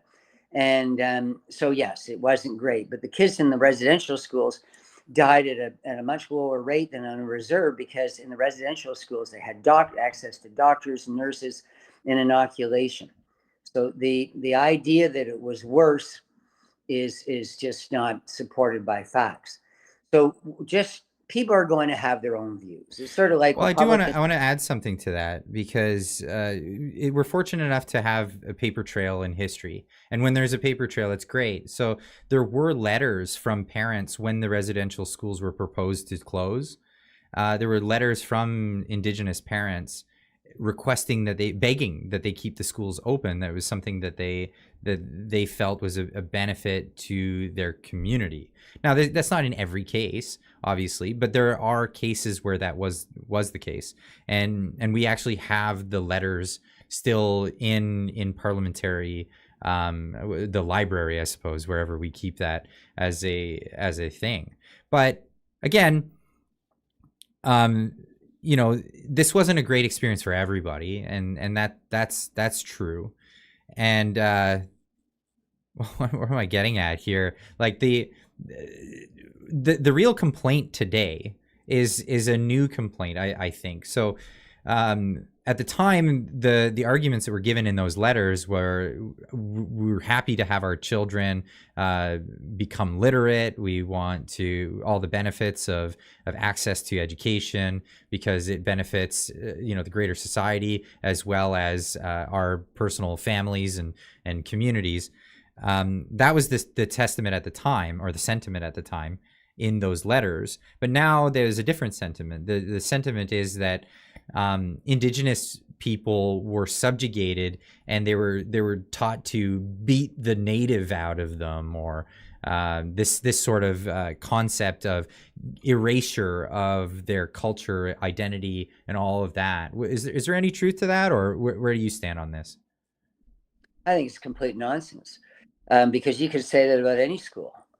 That most of the kids I teach, Clyde, and again, I've taught for a long time. I choose to be in areas where there are very few white kids because it's fun for me meeting kids from around the world. So I've been at many inner city schools where there's not a single white kid in most of my classes. These kids are coming from all over the world, and they're being forced to learn English, and they're being forced to adopt to Canadian cultural mores.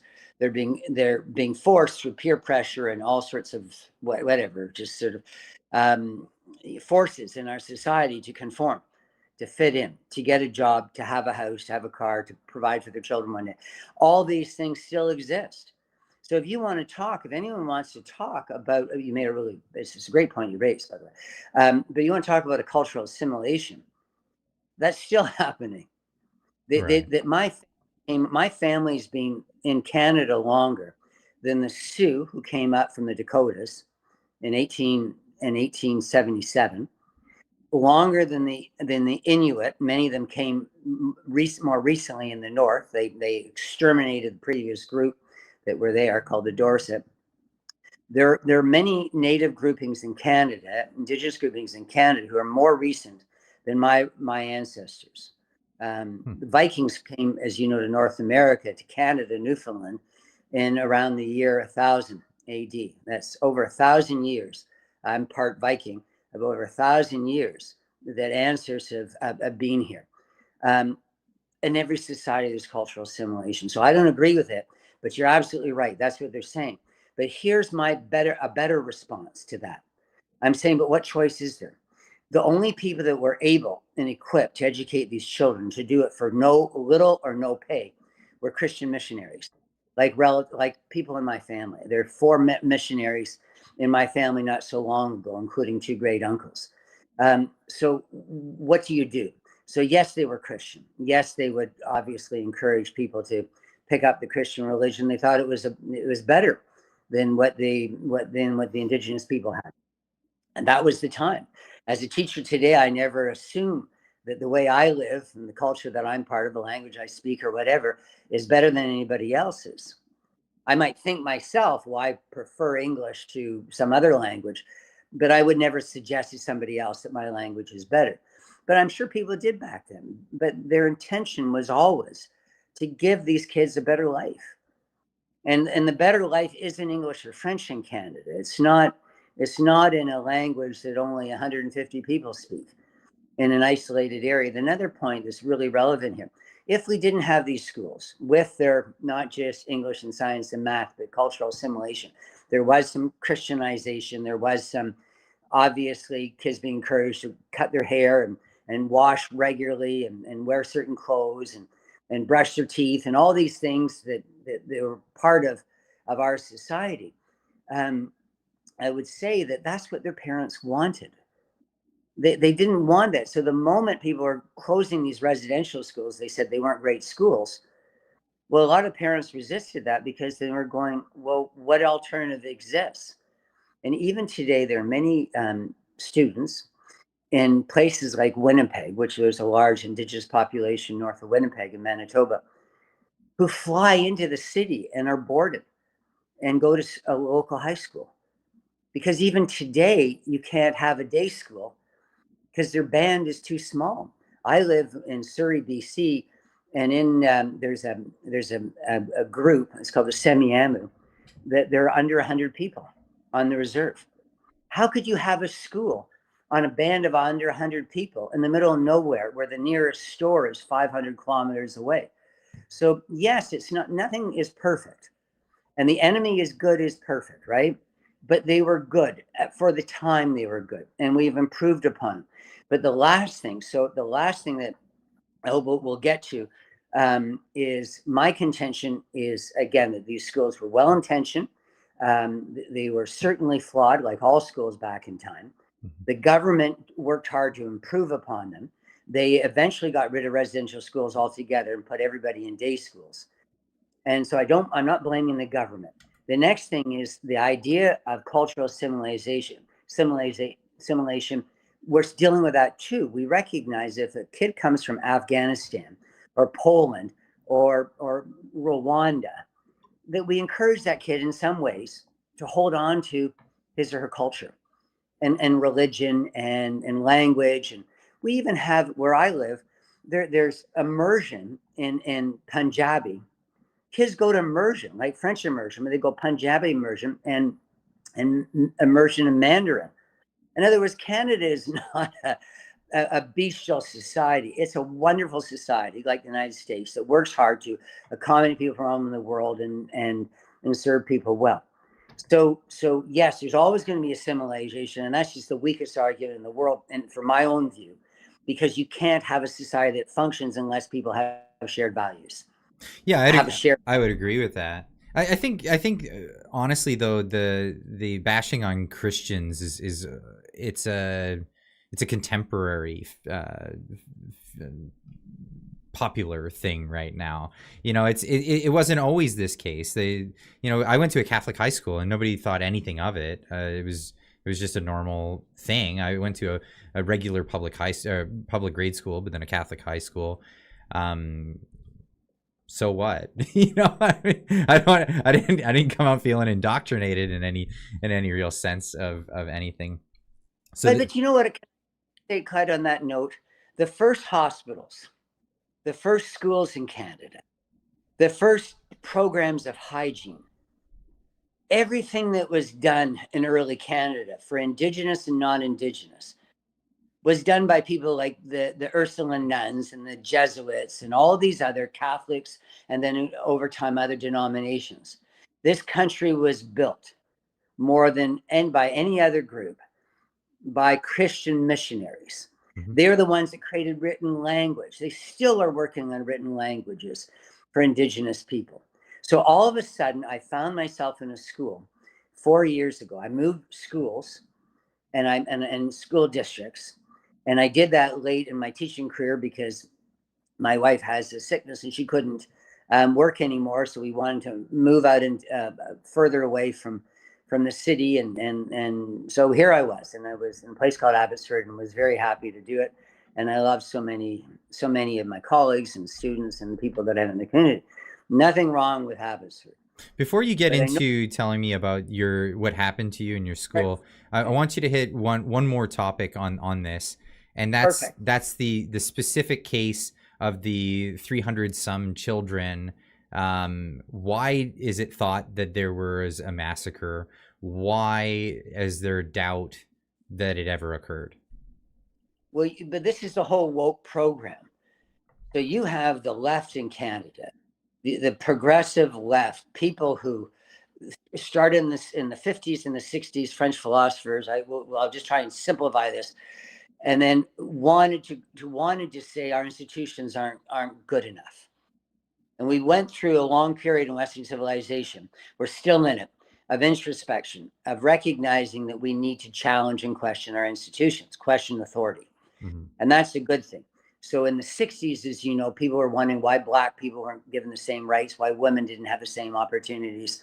And so we've been in this flux. And I think many Canadians describe Canada as a project. It's not finished. It's just moving towards something better. And so that's really what the whole woke thing is. I don't condemn people who have different political ideology than I, but I think they're absolutely hideous and grotesque to bring this into the school, because you should never indoctrinate children. So they've been doing that. So they've got this idea, and they slowly captured schools and universities, as everybody knows. And what they're doing is saying, Canada is crappy. We're racist, we're misogynistic, we're classist, we're all these things. What we need to do is what the communists did a century ago, which didn't work out very well. But what we need to rearrange society. We need a true cultural revolution. So it's very much Maoist, and maybe more Maoist than communist, with giving everybody not a little red book, maybe more of a green book with the whole Trudeau and his climate thing. But what it's doing is it's saying to everybody, you've got to be on the same page.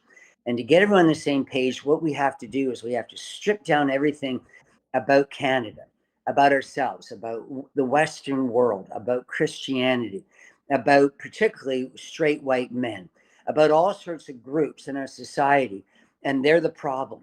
And so we're going through this in schools where you go into classrooms all over the place. It says, white, cultural imperialism and oppression, and you go, where did this come from? Why would anyone want to do that? In the last few years, I've known more and more people who are saying terrible things about Christianity. And that was really hard for me to understand, because I was in Abbotsford, British Columbia, in the western part of Canada, where it was a Mennonite community, where a lot of Germans and Dutch came, and very Christian, hardworking, created a really thriving community. And I couldn't believe that one would want to say anything negative about the people who are in the majority in the community. So not that I would go about saying it against people who were only 1% of the community, but I just think, it would be dangerous for me to do that. So the best way of explaining it is I just say one more thing, is if you make everything look bad, then it's easy to raise yourself up, right? So we get one guy in particular, and his name's Trudeau. So he comes in and he says, our Canada was terrible in all these different ways. And he's really hitting on the Indigenous issue. We're just terrible, and we created genocide, because that's what's come out of his lips now. And then he gets to get on his podium on his white horse, and he gets to lead people as an ultimate virtual signaler towards something better. And it's him that's doing it. So we're going to make Canada better by giving up to now $4.6 trillion. And that's a figure that's being bandied about in many places. It's not just 30 to 40 to $50 billion a year. If you add that up, $4.6 trillion to one race, what represents a small percent of the population. So why do you do it? Because Canada, for a long time, felt badly about this is a group of Canadians who we supplanted here and had a hard time, and we want to do better for them, and that's great. But it's got to an absurdity now, with the woke people like Trudeau, who is wanting to say, no, we can even do more by saying how bad everything is. And the book that George Orwell wrote in 1984 is all about that. It's about labeling school courses as racist. It's about firing teachers, getting rid of teachers, getting rid of evaporating people, about revising history, about changing it, getting people to forget how things work, getting people to completely have a new mindset. They even use the term reset. So what we're doing with kids in schools, we're programming them to think the body that they're born into is just a choice. That can be changed. They're taught that if they're Black or Native, then they're always going to be exterminated against. And if they're white, they're always going to be an oppressor. I could go on, the program, they're censoring literature. They're doing all these lowering standards, giving everybody A's. They're doing even ethnic marking. They're encouraging teachers to give higher marks to those in communities that have done less well. So you really try not to give scholarships to Chinese kids, because they outperform a lot of other groups. So you and this is what they're doing in universities like British Columbia, UBC, where they say we're not going to make a lot of entrance requirements based so much on marks anymore. We're going to do it on resumes or whatever. What they're really trying to do is going, what religion, what skin color, what ethnicity, and my kids, they went into law, and when they applied for the University of Victoria, the application form was almost entirely one thing, which was what their ethnicity was, in great detail. Do they honor trans ethnic people? Well, Clyde. I'm earlier that I'm educated to be what I wanted to be, which is a teacher of teachers. So I said I got a doctorate and I wanted to do that. And I never was given the opportunity. It's hard as a straight white male, and it has been my whole career.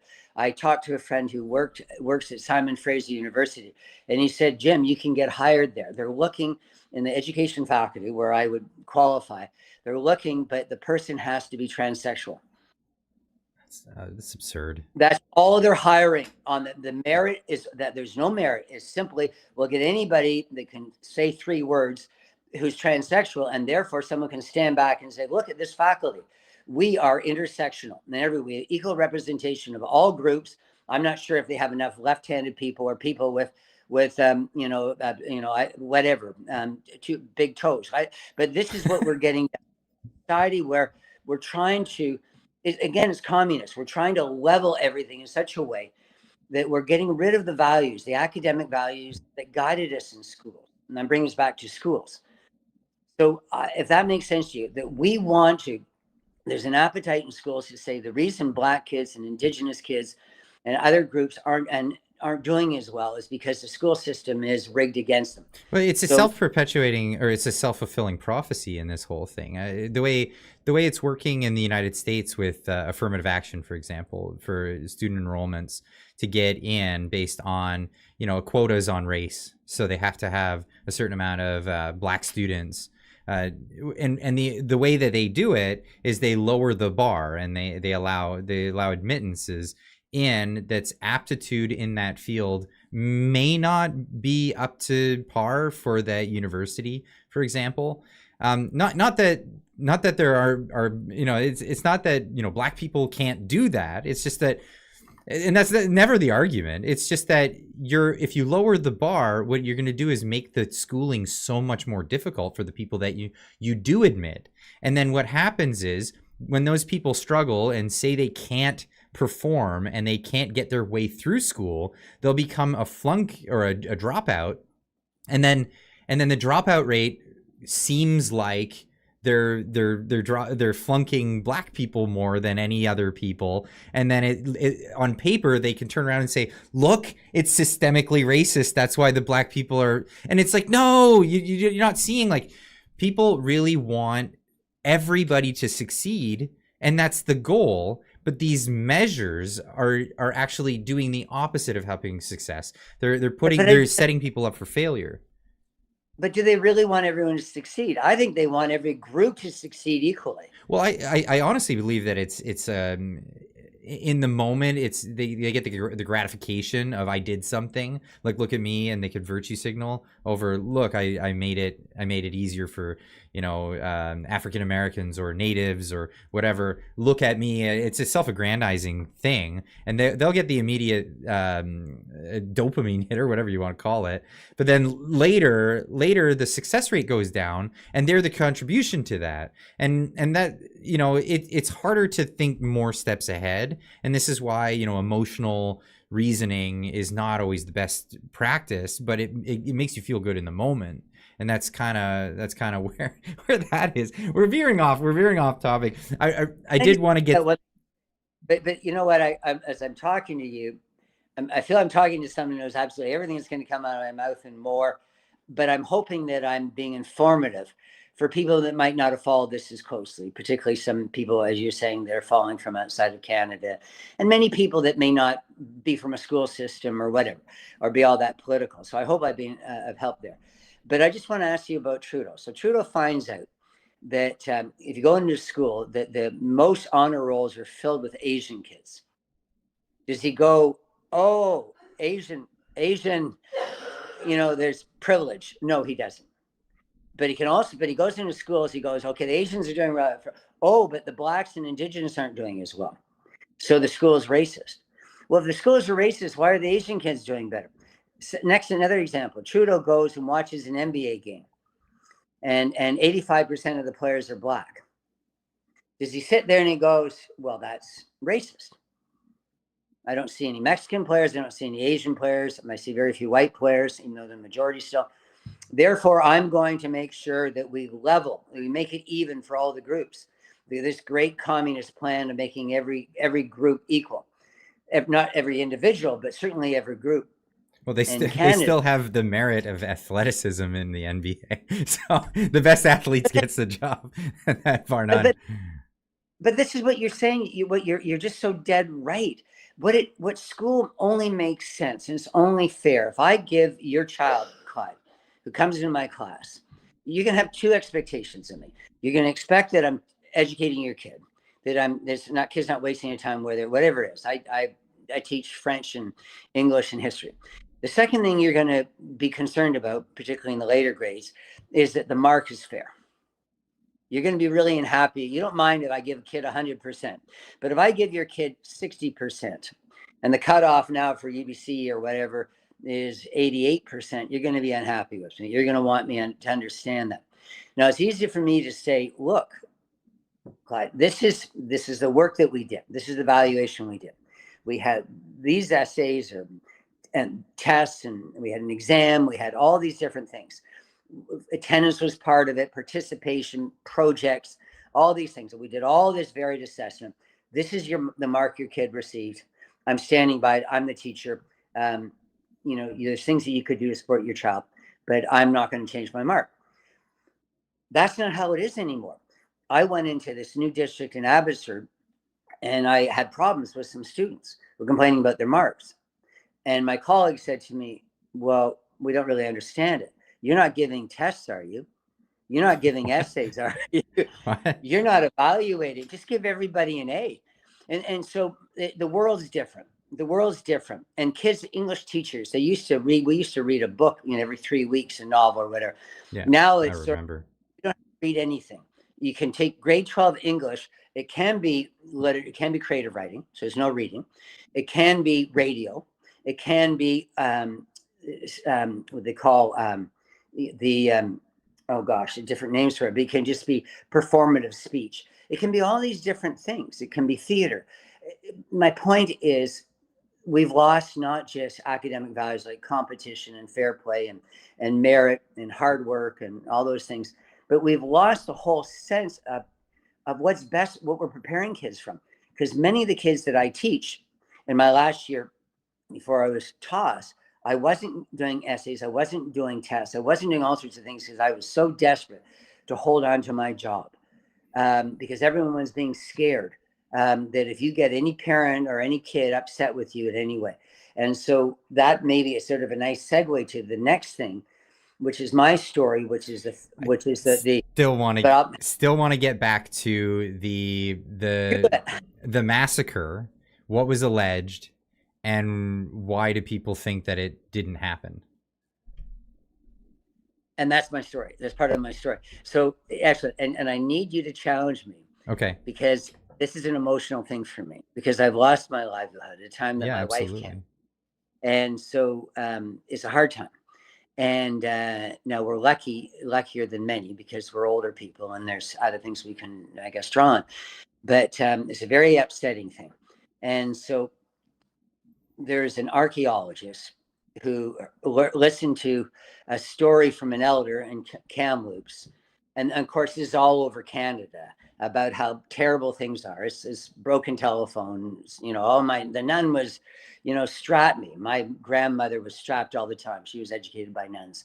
And that becomes worse and worse and worse. And then eventually, kids were hanged and anyhow, electrocuted and all sorts of stuff, hit with cables. And I've heard all sorts of things. So an archaeologist goes into this and she hears stories about the past that some of the kids were missing and didn't return. But in Kamloops at the residential school, they kept careful records because you got paid per child. So there was regular inspection. The inspector would come once a month, check up on the kids. The doctor would come once a month, the nurse once a week or something. So there was always people checking on every kid. There was never a parent again who said, my kid's missing, my kid's missing. The Kamloops residential school is right in the middle of the reserve.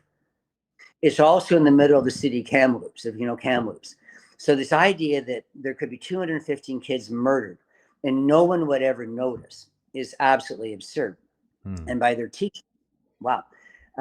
So all of a sudden she goes out there with a GPR and she's very young and she's very woke. So Explain, what I'm talking about. What is a GPR? a ground penetrating radar. Okay. And so there's little things that people go on beaches with, and they're trying to find a cord or whatever. It's a little bit different, but it's a radar thing. And it all it does is it detects anomalies. If something is a disturbed ground underneath. And it could be a grave, but it could be 100,000 other things. And in Kamloops, what most people who've studied it, and I've been in communication with all sorts of anthropology and history professors. I'm part of a research group that's pan-Canadian, lawyers, judges, all journalists, all sorts of people that are like me, thinking this is just an absolute outrage to falsify history. That it's a 1924 sewage trench. They just sewage. All places have pipes going in and out of houses and buildings. Mm-hmm. And so if you look at where she said there were 215, they're all in a straight line. They're all evenly apart. And the reason she said, and others said they must be children, is because they were shallow. But that's not true. You never dig a grave 2 feet deep, because then animals will get at it. So that's why we dig 6 feet down. I thought it's 5 feet in Canada. I thought that was... Say 5 feet, but it's okay. not. Yeah, no, I'm not challenging you on that. I heard that from someone. You're a very smart guy. I want you to challenge me in everything, because that helps me out. Okay. Because I want to show you that I'm not a robot here, that I have a very deep understanding of this, because I've had very little to do for 3 years since I've been fired. So I've read a ton of books. Mm-hmm. And you're talking about Jordan Peterson, and I've read everything by anyone who's commented on this. And so people know that that's what it is. It's not rocks. It's not tree roots. It's a septic bed. And it's one that's just not used anymore. It's just left in the ground.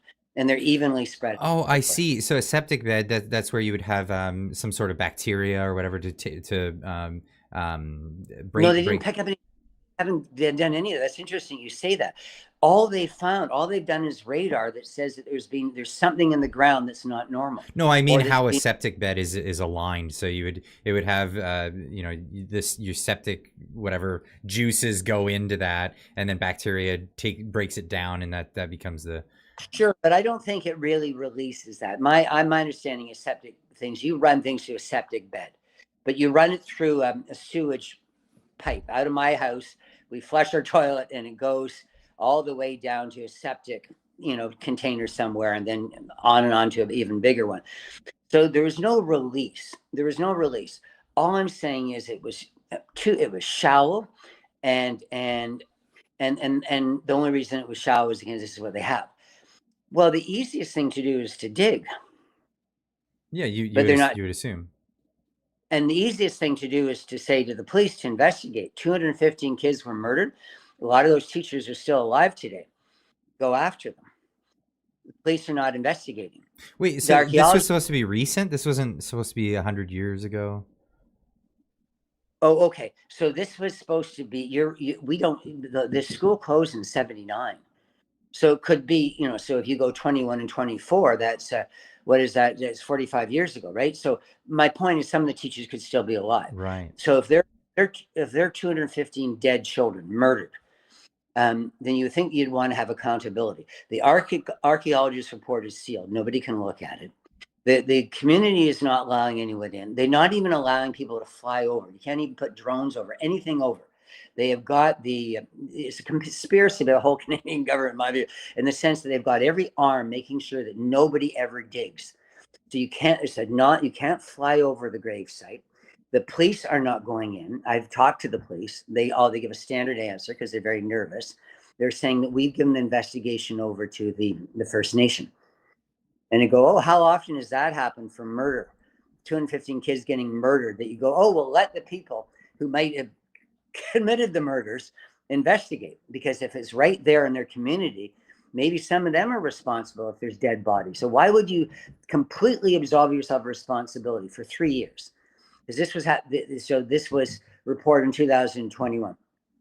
So the whole thing is absolute nonsense. But of course, right away the government gives them tens of millions of dollars, and then other bands go, oh, that's a good idea. So they start claiming the same thing, that they've got unmarked graves.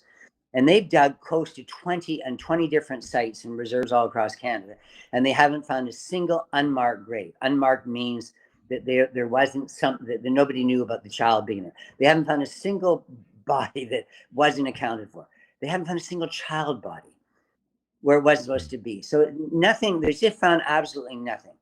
But of course, during that time, the government's increased. And now we're looking at close to $500 million has been given to communities to go dig and dig and dig. So what they really want to do is give evidence, give some sort of foundation to their belief that we're a wicked country, and the Christian teachers in the past not just treated kids badly, but they murdered kids. And it's all we need to do now is find it, and then everyone will believe. But of course, they don't want to find it. And Trudeau goes to one of these places where they're going to dig up, and he puts in a big display in tears, and he gets a teddy bear, and he puts his knee down. Maybe you've seen this picture, and puts his knee down, his head down, and he's got a teddy bear in his hand, and then there's dead kids underneath there. And then people say to the people there, this is a Catholic cemetery. He actually is right. There's a cemetery there. It has no association with a residential school. It had to send it to the community. There might be a residential school kid there, but because it's the community. But most residential kids died from disease, sometimes fire and accidents, but almost all from disease, most from disease. They're sent back to the reserve where their parents would want them to be buried. So there's just nothing to this story at all. And so challenge me on that. Say one thing to me, Clyde, that will suggest to any of your readers that this guy in front of you, who is educated, I'm a published writer for years and years and years, so I'm not a crank. And I was a teacher for a long time and a principal. I have a junior college. I'm not this crazy guy. And the people in my research group are distinguished people, including some people one person who I won't start making names, but some prominent Canadians. And like Barbara Kay of the National Post, Tom Flanagan, who was Harper's chief of staff. And anyhow, they could go on. There are a lot of people in our research group who just can't believe that there's nothing. And they came to my aid and they asked me in the research group, and what's my credential? Why did they come to Jim McMurtry? Because I was fired for saying what they were saying. Right. There's no evidence of any of this. So that's crazy. I mean, extraordinary claims require extraordinary evidence, and we're getting none of that. So normally, if you had a claim, if there was any sort of claim similar to that, most people would say, well, provide proof. And before we have a national holiday over this. Like this is that Trudeau likes to go surfing on, apparently, and we have the yellow shirt or the orange shirts and all of that stuff. Land claims. I think the land claims aren't maybe loosely tied to that. But now tell me your story. How did it come to the point where you got fired over this? Just for your commenting about the situation here. Yeah, and just before I do, in response to what you just said, probably I would say 95% of if not 99% of all school children in Canada in the last 5 years believe that Canadian teachers, Christian teachers, murdered not 215 children, because they did a big commission in Canada. They investigated, and the person who headed that up was a guy named Murray Sinclair. And it gave us a report. We went from 2008 to 2015, gave us a report. And he said in his report that the number could be as high as 10,000 or 25. But he said as many as 25,000 or more could be missing. And missing means unnatural murder, hidden secret burials. So the story, one thing about the Kamloops, when it came out, they said that some of the children that they found were as young as 3, which makes no sense. Kids that young don't go to school. That they are secretly buried by 6-year-old students. The priests used 6-year-old students to do it. And anyhow, so all these, and a mass grave, and the New York Times, and all sorts of publications across Canada, which we won't retract, by the way. Nobody wants to retract the story. They just subtly changed to go from mass grave to individual graves to probable graves to potential graves to some people think are potential graves to it was said that some people believe there could be if everyone were to dig, maybe not there, but somewhere else there could be. Anyhow, it's just so Winston Smith in the Ministry of Truth is busy ripping newspapers and putting new headlines. I see. Yeah. So anyone who's read 1984 knows the. They're not asking people. What they're doing is they're doubling down in some ways and pretending and whatever. And oh, this is true. But really, what they're doing is they're walking away for it and just hope everybody forgets. And that's 1984 as well, because what you want to do is destroy people's collective memory of anything. So they did a poll of Canadians, adult Canadians, about a month ago, and 60% of Canadian adults believe that the 215 children were found. And of course, they found nothing because they're not even going to dig. And police aren't going to be involved. And 15 don't believe it. And then the rest aren't sure. So in other words, 4 times as many Canadian adults believe in something that's completely preposterous. To me, it's as absurd as flat Earth. And then, so that shows you how clever people are. And I saw that in schools when you're talking about with kids with the trucker convoy, all the truckers complaining about restrictive COVID measures.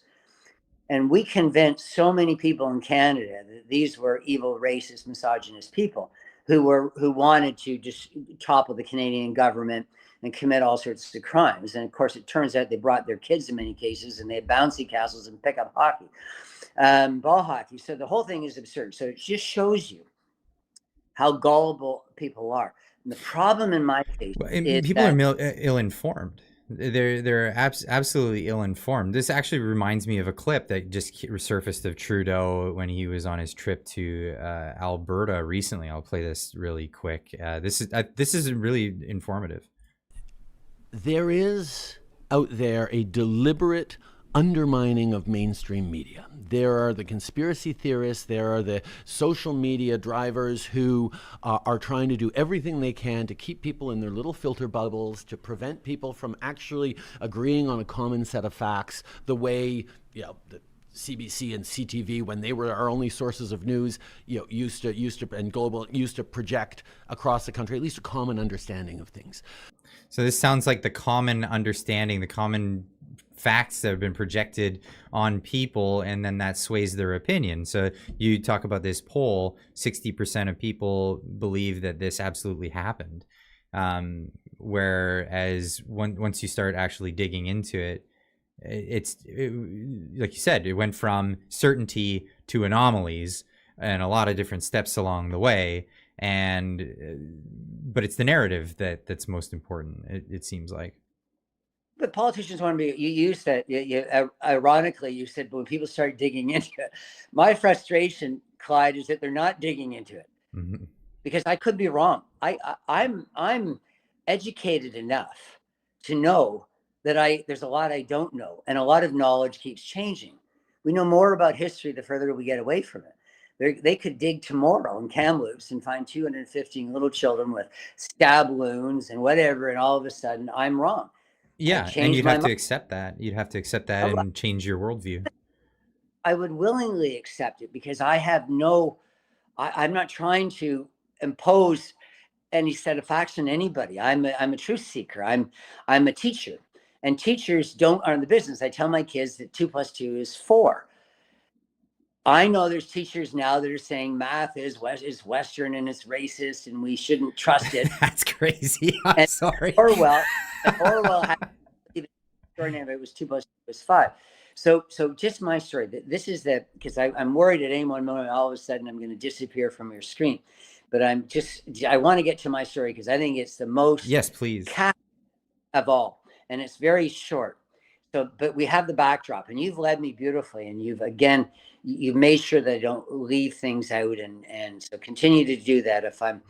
I want the audience that's viewing this to understand the totality of the story, and so obviously, like, I'm trying to guide the conversation as much as I can. I don't want things to be left out, and there's things that I don't know that you're informing me of in this as well. Oh, one thing that I just challenge you on. It's not you personally, because this is my area. You're probably 10 times smarter than I am and everything else. You speak too kindly. ask you to guess how many priests were convicted of sexual assault against Indigenous kids, because every Canadian school kid has been told that they are rampant with sexual abuse. That's a really terrible thing to say to kids in grade 2 and 4, to think that adult teachers whatever might sodomize them. Anyhow, so this is what we're doing. So I just like your viewers to know there are almost 150 of these schools, different numbers, probably the most precise 143, over 150 years. We'll go 150 schools over 150 years. Not only murder and all this sort of stuff like Auschwitz, but the sex, man, it was just nonstop, raping kids, getting them to perform fellatio on them. So my question is, take a wild guess how many priests, because there were a number that were charged when this all started happening and they went after people. Guess how many were convicted, where there was evidence to convict? I don't know the answer to that. 50 years. I went to a Tony private school in Toronto called Upper Canada College. And while I was there was a teacher who was sodomizing male students, because part of the school had a residence part to it. There are kids that came from other parts of Canada and the world in the school. There was a teacher who was a predator. And the only reason I learned about it is because the school is such a good school. The moment something happens, it just tells absolutely everybody. Because the best way for truth to be found, obviously, is if you put it in the light. Mm-hmm. So what the government's doing is keeping everything in the dark. The only thing buried in Kamloops and in residential schools is the truth. So here's my story. So I'm an educated, nice guy. I get into trouble because I don't like the land acknowledgements every day saying that I'm committing genocide, we're committing genocide. I don't like treating kids on the basis of race. I don't want to encourage kids to change sex. I don't want to do the things that they're doing. And I particularly hate they're getting rid of all the literature, all the good books. And now, as you know, in the news in the last week, To Kill a Mockingbird. Yeah. And they're replacing social justice garbage, claptrap, where white people are terrible and they do something terrible to some kid who's, a BIPOC or whatever, and then the kid, triumphs over it. To Kill a Mockingbird was a great story of justice, like real justice. I don't think the Americans are pulled on this sort of thing.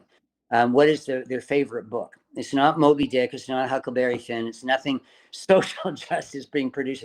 It's To Kill a Mockingbird. Atticus Finch, Tom Robinson, and I think even more Boo Radley.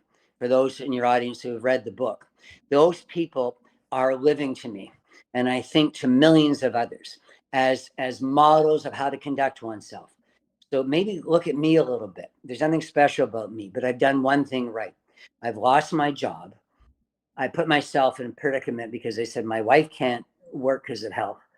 I'm out of work, but I did the right thing and I'm proud of myself. So I tried. So the news broke in Canada around the world of a mass grave, and it was sort of like in Yugoslavia and Bosnia or of course in the Holocaust, of all these. You just imagine the worst. And they were saying the worst, and they're all children. And anyhow, so they're saying this, and the principal gets on the loudspeakers, Robert Bateman, secondary in Abbotsford, British Columbia. And he gets on and he says, teachers, the news has been out since, over the weekend, whatever. Can you talk to the kids about this? Because there's a lot of sadness and upsetness. We've got counselors brought into the school. They're really working the kids into a moral social panic. And can you talk about residential schools? So it was unscripted and it was compelled, which was fine because it was in the news. And I stood up there and I was teaching Calculus 12 because here's a bit of humor for you. I always wanted to make the little things in life count. So anyhow, that's a joke about math. That's a calculus, yeah. In math, the principal says that. I'm a substitute teacher because I had to get away from my school because it wasn't going well because I just hated the indoctrination. I was thinking maybe another school I'd be okay and as a substitute teacher, they would not burn me. So I go in the school and everything's fine as a substitute teacher. And the principal asked that and I go, okay.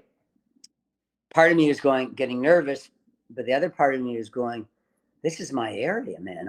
I know Canadian history more than most because of my grandmother used to talk about history to me. Sit underneath, I think. So I said, well, that's easy for me to do.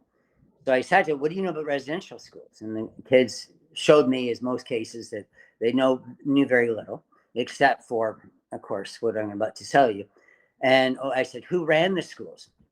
And they said things. And I said, well, no, you're wrong there. Some kids said the government. I said the government paid for them and supervised it. But the schools were completely separate bodies. Some schools were great. Some schools were probably pretty bad.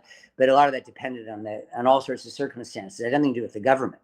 It hired a principal, it hired teachers, and hired Indigenous staff in many cases, as cleaners, as cooks, and so on. Anyhow, it just, here in the wilderness, do your best. And so we just talked about it. And they got a sense with me that I wasn't saying the right things. And they said, well, you're not talking about, you're just talking about the schools. You're not talking about all the murder and all that kind of stuff. And I said that the priest did. And I said to the kids, I said that I wasn't going to cast aspersions on any churches. I didn't think that was part of what I was asked to do, and I wouldn't do it. I don't believe that I need to say anything negative about anybody. So I'm not going to talk about the churches outside of the fact that they operate the schools. What I want to say here is just what the residential schools were meant to do. And then some kid interrupted me and said, "Oh, it was cultural genocide." Then all of a sudden they had a lot to say. So they knew nothing about the schools, what they did. They just knew about all what's being said. The allegations. They just knew the allegations. The ghost story. They know the ghost story. And so they said this, and one kid said cultural genocide. And I'm going, I'm thinking self-preservation. I said, yeah. See, as a teacher, you never really tell kids they're wrong. That's bad teaching. Right. You find something they've said and you build on it. And I said, well, you're not wrong. I said, I may not use that term myself, but it was forced cultural assimilation. And I thought she was satisfied with that because these kids were being brought into an alien world, and some of them were sent, away from home to do that. So anyhow, she seemed content, but she was challenging me, and then I kind of was getting nervous. And then another kid was really stirring, and she said, "You're not saying that it was about the murder." And I said, "Well, what do you understand? What do you understand about the news, about finding this mass grave and so?" I said, "I don't really know much about the news. What do you understand it to be?" Because I just had heard about a massacre. I didn't really know much about this thing, about the precise details. And so, what do you understand? And I said, all I can speak about is residential schools generally. And that generally, right across, it was those who were enrolled and died did so from disease, particularly tuberculosis. She went so angry, and she looked at me and she said, how dare you say the priests, they tortured and they murdered kids and they left them out in the snow to die. And I said, I think we need to move the conversation to somewhere else. And I said, well, just allow me to make this point. And I talked about 100 years ago, 150 years ago, there was a lot of death in these schools and in regular society. And I said, it'd be 1 in 5 children wouldn't make it to age 5, just 100 years ago. And so I said, at that moment, Clyde, I thought my job was to take them down from the ledge. There was so much indignancy and anger toward people like me, I was a substitute teacher, so I was a stranger, this old white guy, and standing over them, and to them, I was denying the genocide. So within half an hour, I got a knock on the door. 2 male vice principals came up and said, "Get your stuff." I didn't know it. We kind of ended the conversation. I thought things were fine, gave the kids a little bit of a break. And then all of a sudden I was being let out of the school. I said to the vice principals, what did I do wrong? I really didn't know what I had done wrong. I knew I'd angered a kid, but I tried to kind of patch that over. I thought everything was fine, but I guess it wasn't. And she complained to guidance counselor, who called to talk to the principal, and he called the school district, and all of a sudden I was being frog marched out. I got to the front door, and I used to play high-level rugby, including international tournament. And I said, I'm going to make this easy for you guys. You let me talk to the principal, and I want to know why I'm being let out. And then I'll leave gently. And they allowed me to do that. And the principal said something completely inane. Said, oh, it was nothing you said. It was just they didn't know you because you're a substitute teacher. No, it gets frog marched out for that. Yeah. But this is my thing is, and the next day I was suspended, and which was for 8 months. I haven't worked since. And no one there in the average school district has been willing to have a conversation with me. And I have nobody on my side. My union all believes in this stuff. They have told teachers as recently as last September 30th, the national holiday, and remember all the kids that were in these unmarked graves and died. And, like everybody's still playing this idea. The union, my employer, obviously, the government, the regulatory body that wants to ban me for life, which is inevitable. And of course, newspapers, everybody was going, how dare you go against, it's like being in Putin's Russia and saying the word war and not special military operation. All of a sudden you're being marched off to jail. And this is how I felt and how I still felt. So that's my story. So I had two choices, Clyde. I had two choices. I was told by my union, if I wanted to teach again, to take a knee, mea culpa, to show that I'd done something wrong in one way or another. And I said, well, I haven't done anything wrong. I told them the truth, which is they died from disease and not murder. And that wasn't enough, but they supported me. My union's got a lot of nice people in it. And they convinced others to say, look, he's still a teacher. He didn't say anything that was wrong. Support him. But even today, I don't feel that I have the support from anybody except for my wife and son. And people in the research group, and then I have over 10,000 followers on Twitter, and I get support there from a lot of strangers. But in my life, my colleagues, my students that were in Abbotsford, people I work for, my government, all sorts of other people that I've appealed to, whether it's trustees or ombudsmen in BC, members of parliament, everybody doesn't care about me. So I had a choice. Just saying that I did something wrong, that apology, and then all of a sudden everything's forgotten and the woke mob moves to its next victim, right? Because they're like a medieval mob out in the street looking for someone to burn. That's from Rowan Atkinson, Mr. Bean. So they needed to take a piece out of me. And I said to them, as I'm saying to you now, I don't lie to students. So did they tell you that, if you took the knee, everything would go back to normal, you'd be able to have your job back? And they'll tell me that. They're still telling me that. Because they're Do you believe that? Do you believe that even if you were to succumb to that and go with their will, that you would even, because I've seen this time and time again, people get canceled and then they kowtow. And like, I'm not even using that as an analogy. I'm like literally using the language of the Chinese communists, kowtow to this struggle session that you're going through. Like literally, you're going through a struggle session. They want to shame you. They want to put you in your place and force you to make their opinion. Now, I like the fact that you do say you could be wrong. And if you're wrong, obviously you change your worldview about this. But that's what science, Clyde, that's what science is. It's humility. Mm-hmm. It builds on you stand on the shoulders of giants. And someone's going to stand on your shoulders one day and see things differently or better. I have nothing that's absolute in my belief system. As a teacher, kids have a right to know, to the best of my teacher's ability, the goods. Whatever that truth is, whatever that science indicates. And now they're saying, no. We have indigenous knowing, and that's equivalent, if not better than science. It's interesting, during COVID, people weren't running to people on reserve saying, help me, I've got COVID, find a solution. But they're doing that in schools because they have to so much discredit everything about people like me, old, white, male, straight, Western, Christian, all these things. Christian family. I'm not going to say what I am philosophically or religiously. I'm just simply saying from a Christian religion. But my tradition, all I'm saying is they want to stain all that. And then Trudeau, of course, gets his votes from the Muslims and the other minorities. He knows what to do. Well, he's losing them too. So he's losing all of them as well. So because that's what happens when you go woke. You go broke.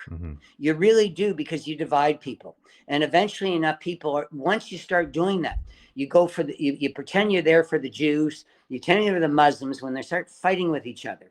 Or when the indigenous people start lying themselves with Hamas terrorists who tie women to trees, rape and kill them, then you know you got a bit of a problem, because you don't really want to associate with both those groups.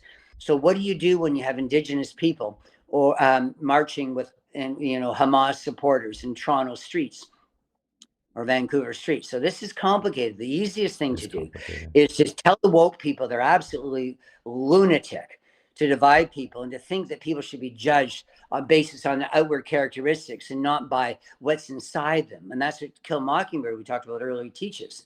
It's all about character. That's what Martin Luther King taught us. So the whole thing is just that woke people 10 years from now will pretend they were never woke, because they're going to be derided, mocked. They'll be laughed at. Yeah, it's a bit of a cultural contagion phenomena that we're going through right now. And people are becoming quite prejudiced about it. It's obviously they're not prejudiced. Well, I mean, yeah, they could be prejudiced for those reasons, but prejudice against anyone who doesn't fit their ideology. There's that what a lot of people are bringing up. We want diversity, but what about the diversity of thought, the diversity of belief systems, the different things that we all believe? I mean, when I was growing up, for example, I grew up in Windsor, Ontario, and it's a hotbed for immigrants. My parents are immigrants. I don't consider myself like old stock Canadian or anything like that. My mom's from Scotland. My dad's from America. I'm a first generation born here Canadian, and I grew up with a lot of people whose parents came from all kinds of places who are in the exact same position as me. They were born here. That sort of thing. But the 90s were a different time. We were trying to bring people together in the 1990s. That was a totally different thing. It was all about sharing each other's culture, but all under one umbrella. We're all community in Canada, and we all work together. And that was the whole concept then. This woke ideology is different. It's about recognizing those differences, but then using them as reasons to pit each individual group against each other individual group. And it's awful. It's tearing Canada apart. And this is just one more example of what that looks like, the tearing apart of people in our society. And I love what you said earlier, that so for your international audience, so now this fake event of finding, they didn't find anything, and there certainly never was murder, even if they found anywhere, somewhere. And it's a national holiday. And after they apparently found the graves, they put the national flag down for over 5 months. And Trudeau's just eating it up and going, look at me, I'm going to make things better. All the other prime ministers before me we're just horrible racists toward indigenous people. So, but I'm different. Look at me, vote for me. I'm something special. And where does he go on the second anniversary? He's, as you said, he's surfing into Tofino, but telling the media that he's in his office in Ottawa working. Yeah, lamenting what happened in Canada's history. Yeah, mourning over the terrible thing when he's out, partying. Like the whole thing is there's nothing. This is just politics is smoke and mirrors, but teaching shouldn't be. That's who I represent at this moment, because I think I'm the only public school teacher that anyone knows is being fired for saying the truth. Because something else about me, is nobody was going to go, oh, he had bad lessons, or kids didn't like him, or he doesn't know his subject, or he's this, that, or something else, or he's a drunk, or like there's nothing outside of the fact that I said, kids, is my understanding that those that died did so from disease, particularly tuberculosis. Mm-hmm. And I don't think I'll ever teach again. It's been 3 years, and everybody's saying I'm done. I'm getting to the point where I go, yeah, my union years ago was right. It was a hill I was going to die on, but it really is a little different. My career died on that hill, Clyde, but I didn't die on that hill. I'm stronger today than I was 3 years ago because I understand myself a little bit better. I'm a good teacher. I did the right thing by telling the kids the truth. So, yeah, I wouldn't do anything differently. You sound like a good man. That's an incredible story. A really incredible story. Can I just, before you go away from this, Atticus Finch, he risked his own life. He risked the life of his children who were almost killed by Bob Ewell. And saved, his kids were saved, as you know, by Boo Radley. Atticus Finch kept trying to understand what was the right thing for him to do. His kids' safety, what was right for the community, what was right for the society, what was right for him personally, what was right for the share. We all have to do that in life. And so I was put in a situation where I decided for myself. And I think I did what Atticus would be proud of me for having done. Amazing. And now people read that book because these woke idiots have found a word, or they found, it's a white savior. He's a good character, but he's white. So we don't want that in our literature the kids are reading. So you get rid of the best book. To me, it's the best book. If it's the most popular, the most loved book, that to me is the best. Because reading isn't about War and Peace over 600 pages, or Northrop Frye reading, the code or something that few people can understand. The best books for me are the ones that transport the most people into a world of fantasy and delight and good education and edification. That book should be in every shelf, in every school, and every home. And it's now, as though it's wicked people only would be having that book. And now children are reading drivel. I mean, what else could you call it? What else can you call it? I remember having to read a lot of these books and found it fascinating as a kid being introduced to this stuff. Of course, I had to read Margaret Atwood too, and I'm just not a fan. I'm just never a fan. Just her descriptive writing, just really okay. 5 pages of what the mantle looks like. Yeah, thanks. That's besides the point. I wanted to get to some of the super chats of people that were asking questions, making comments while we were speaking here. Sorry, I have to find my place. Okay, Gary Krail, I hope I'm pronouncing that correctly, with a $10 super chat. Sorry, I have missed the teacher's name, but that's Jim McMurtry. Is that correct? How you pronounce that?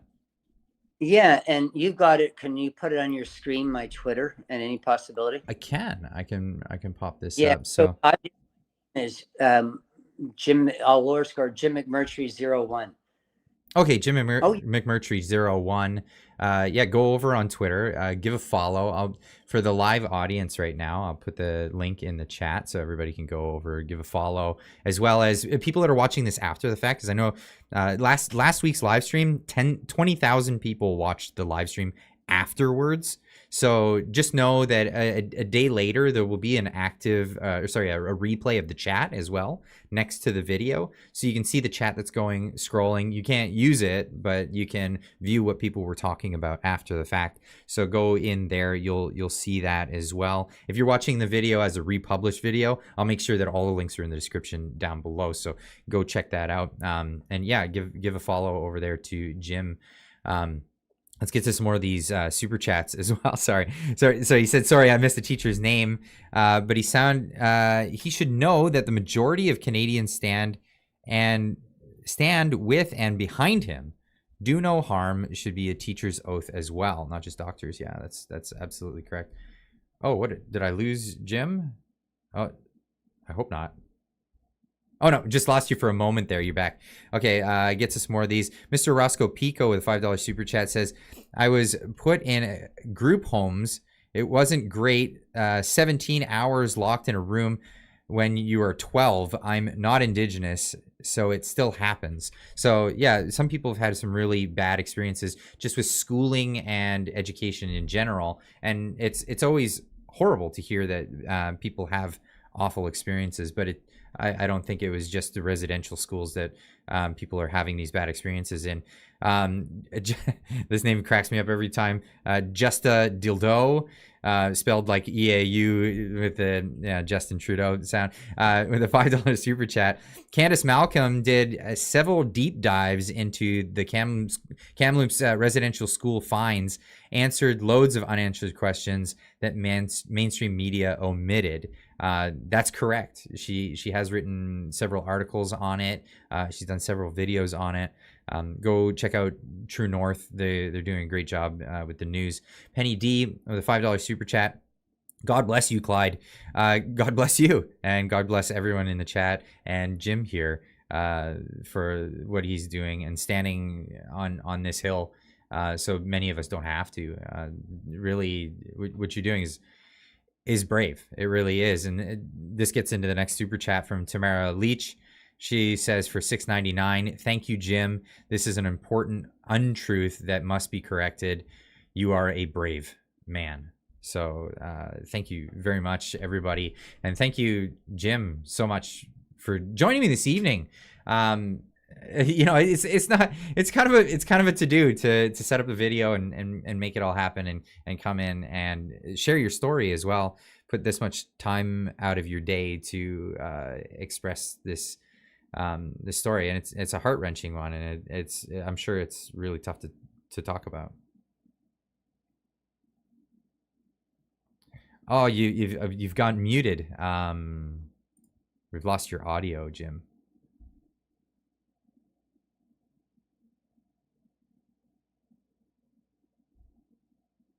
No, it's not. I don't know. Something happened. You dropped out for a moment before, and then it came back. I'll let Jim figure that out. As soon as I can hear him, I'll let him know. But that's technical difficulties. These things happen. It's amazing. Unfortunately, you can't hear him at the moment. But just what an incredible story to hear. And I don't know how to express this. Hopefully, okay, I see him back here. Hopefully it's come. I'm gonna have to bring him back into the chat just so we can finish this off, because I want to make sure he gets every last word that he possibly can before we close out the stream. And for all those people out there as well that are tuning in, if you want to carry on the conversation, we'll be in the Discord afterwards. Come meet us in there. Usually have some pretty engaging conversations there. The link is in the description down below. Jim, I think you're back. Can you hear me? Yes, we got you. Got you back. Sorry, technical difficulties. It happens. These are things. It's very funny because my son, who's just being such a wonderful supporter, just called me. So that's what messed everything up, because he probably wanted to know how excited for me that I'm with you, Clyde. So not knowing that it messed up the call. That's funny. But the one thing that just I love to address, and you can cut it away, but the one person saying to you that, being locked in a room for 12 hours, and I think it's wrong to deny anybody's pain. Absolutely. At any time. But what's happening here is there's a lot of money associated with saying you've had pain. And during the Truth and Reconciliation Commission and that long parade across Canada, there were lots of people saying things that weren't true to get money. And again, only one priest was ever convicted, and not many were ever charged. So it just tells you that there's been a lot of inflation, and I understand human nature is such. But I just want to say, my wife, who's same background as I am, mostly Celtic, Scottish, Irish, little English, a little bit dab of this and that, and Viking and so forth. She said that mixed race, you would say. Yeah. Mixed race. Yeah, there's lots of, used to say to people that I come from a mixed race family. My mother used to be a sprinter, my father a long distance runner, but but we're all mixed. And the reality is, it's just absurd. I did my DNA test, and I'm 2.7% Neanderthal. My son's DNA test showed that he's 0.1% West African, and he's also, which is really kind of interesting, he's also Siberian indigenous, very small part. So we're all of everything, and it's just, but the one person said something that really struck about the fact that I don't deny the pain. Obviously, some kids had a horrendous experience. Obviously, it was wrong in many ways, and I'm sure that the government and every realm of life did lots of horrendous things back in time. But I just want to mention my wife, and that is that her grandmother, whom I met and loved, was an orphan. So it was a very sad start to life. She never knew her mother or father. And the only people that were willing to take care of her were Christian nuns. So the very people that were condemning in Canada, who were involved in residential schools, half the teachers in Kamloops were nuns. But these nuns, they looked at my wife's grandma at a young age, and they felt there's something wrong with her. So they never gave her an education. They had her working in the laundromat. So she did laundry until the age of 15, I think, until she literally was old enough to leave. And she married the first man that she met, which was my wife's grandfather, and moved to meet him in Canada. So because she was in an orphanage in Ireland. A lot of people have had sad lives. Mm-hmm. I think what we want to do is honor everybody, including Indigenous people. But we, at the same time, have to present the past as it was. To falsify, to destroy statues, as people are doing in Canada. Yes. To rip art, as somebody did in Britain the other day, as far as the climate protest. To destroy, like the Taliban in Bamiyan, as you know, in Afghanistan, the Buddhist sculptures that were so big, and did it because they only wanted to pretend that there was only ever Islamic culture in Afghanistan. People that do that rob all those that come after us of the right to know what the past was. I think people who revise history are criminal. And the fact that everyone around me, and all the classrooms around me, and all the schools, and all the board offices, and all the government offices, and all the political offices, everyone around me 3 years ago saw me as somebody that they had to eliminate. And yet, I'm Winston Smith. I'm the one person who's going, no, I remember reading that, I remember it wasn't that way. That London, England was kind of a nice place to live. And anyhow, so this is a very dangerous thing. The woke program. So Winston Smith, I hate the spoilers, but his story didn't end well. Mine hasn't either. Yeah. To be honest with you, I'll never teach again. What did I do with my life? I thought I'd be a good teacher. And to be walked out in front of my students with their mouths open and going, what's happening here? So no, it didn't end well for me, but I'm fine. I'll figure things out. Well, that segues really well into the next super chat. Kenzie Kraken for $5 says, does Jim have a place to donate to assist with his legal battles? Is there somewhere where people can help you out with that? You know what? You offer me money, and including one older woman from northern BC who said that she didn't have the money, but she still wanted to send me money. I sent her the check back. I'm doing this entirely on principle. Wow. I refuse to dime from anybody, and I never will. I'm doing this for the students who have a right to know the truth about the past. But thank you. Absolutely. No. Sarah Allen with a $6.99 super chat says, there's a large homeschooling community that would love having Jim. I wish I lived closer. Thank you for sharing your story and fighting for the truth. Have you looked into any of these other alternative places you could teach, not just through the unions? To be honest with you, I think I have a higher purpose right now. Okay. I think I'm making a difference. And people like you are allowing my word to get out. That there's a problem in schools. The kids are being indoctrinated and not educated. And in my particular, obviously, example is that kids are being lied to about the past and about their ancestors. And so I'm full-time on social media, writing articles, writing tweets, and talking to a lot of teachers who are being beat up and helping them out. So right now I'm feeling it's full-time. And so I'm fine. I'm doing something that never wanted to be doing, to be honest with you. I wanted to be teaching, but I think in some ways this too is teaching. Yeah, I mean, this just tonight was a huge lesson for so many people. You've opened up so many eyes, I'm sure, just this evening. Paul, Pleasantly Blue for $10 says Paul Revere and the Raiders Indian Reservation song. It tells it like it is.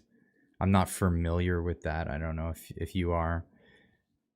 As well as Michael McLean for $2 says historical revisionists cause actual genocides. Yeah, I've been reading a lot about the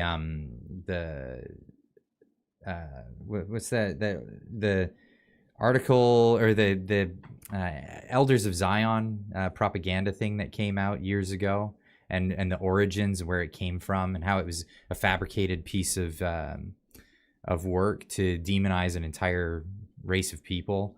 And that just reminded me of that. Been doing some research about that specifically, because it seems to be coming up again another time, and largely to demonize a particular group in society, which we ought not be doing. That person, historical revision is violence, because they're going to be resistors. And that's like communism. You can't take away the money from the wealthy or the farmers like the kulaks and not end up killing them because they're going to resist. Right. So I think historical revisionism is as dark as any practice, because what you're doing is you're also performing a blood libel against dead people who can't come back, like Christian nuns and priests who taught in those schools. You're calling them murderers without them having the right. You're bearing false witness against people who have no ability to come back and say, no, we love those kids. Incredible. Thank you so much for joining me tonight, Jim. It's so refreshing to have somebody come out and just say it how it is. It's not a lot of people doing it. Let's just say that. I want to thank everybody, obviously, that came out into the chat. Hang on the line. I still want to chat with you. Don't hang up the call. I'm just going to end the live stream. Everybody, thank you so much for coming out and tuning in. This is an extra long one. It went longer than we normally go, but keep the conversation going as long as the conversation is turning out new information, and you know, I feel kind of devoted to bringing these stories to people, and I thank you so much, Jim, for coming again to bring this story to so many people. Thank you, everybody. We'll see you Monday. Keep on trucking.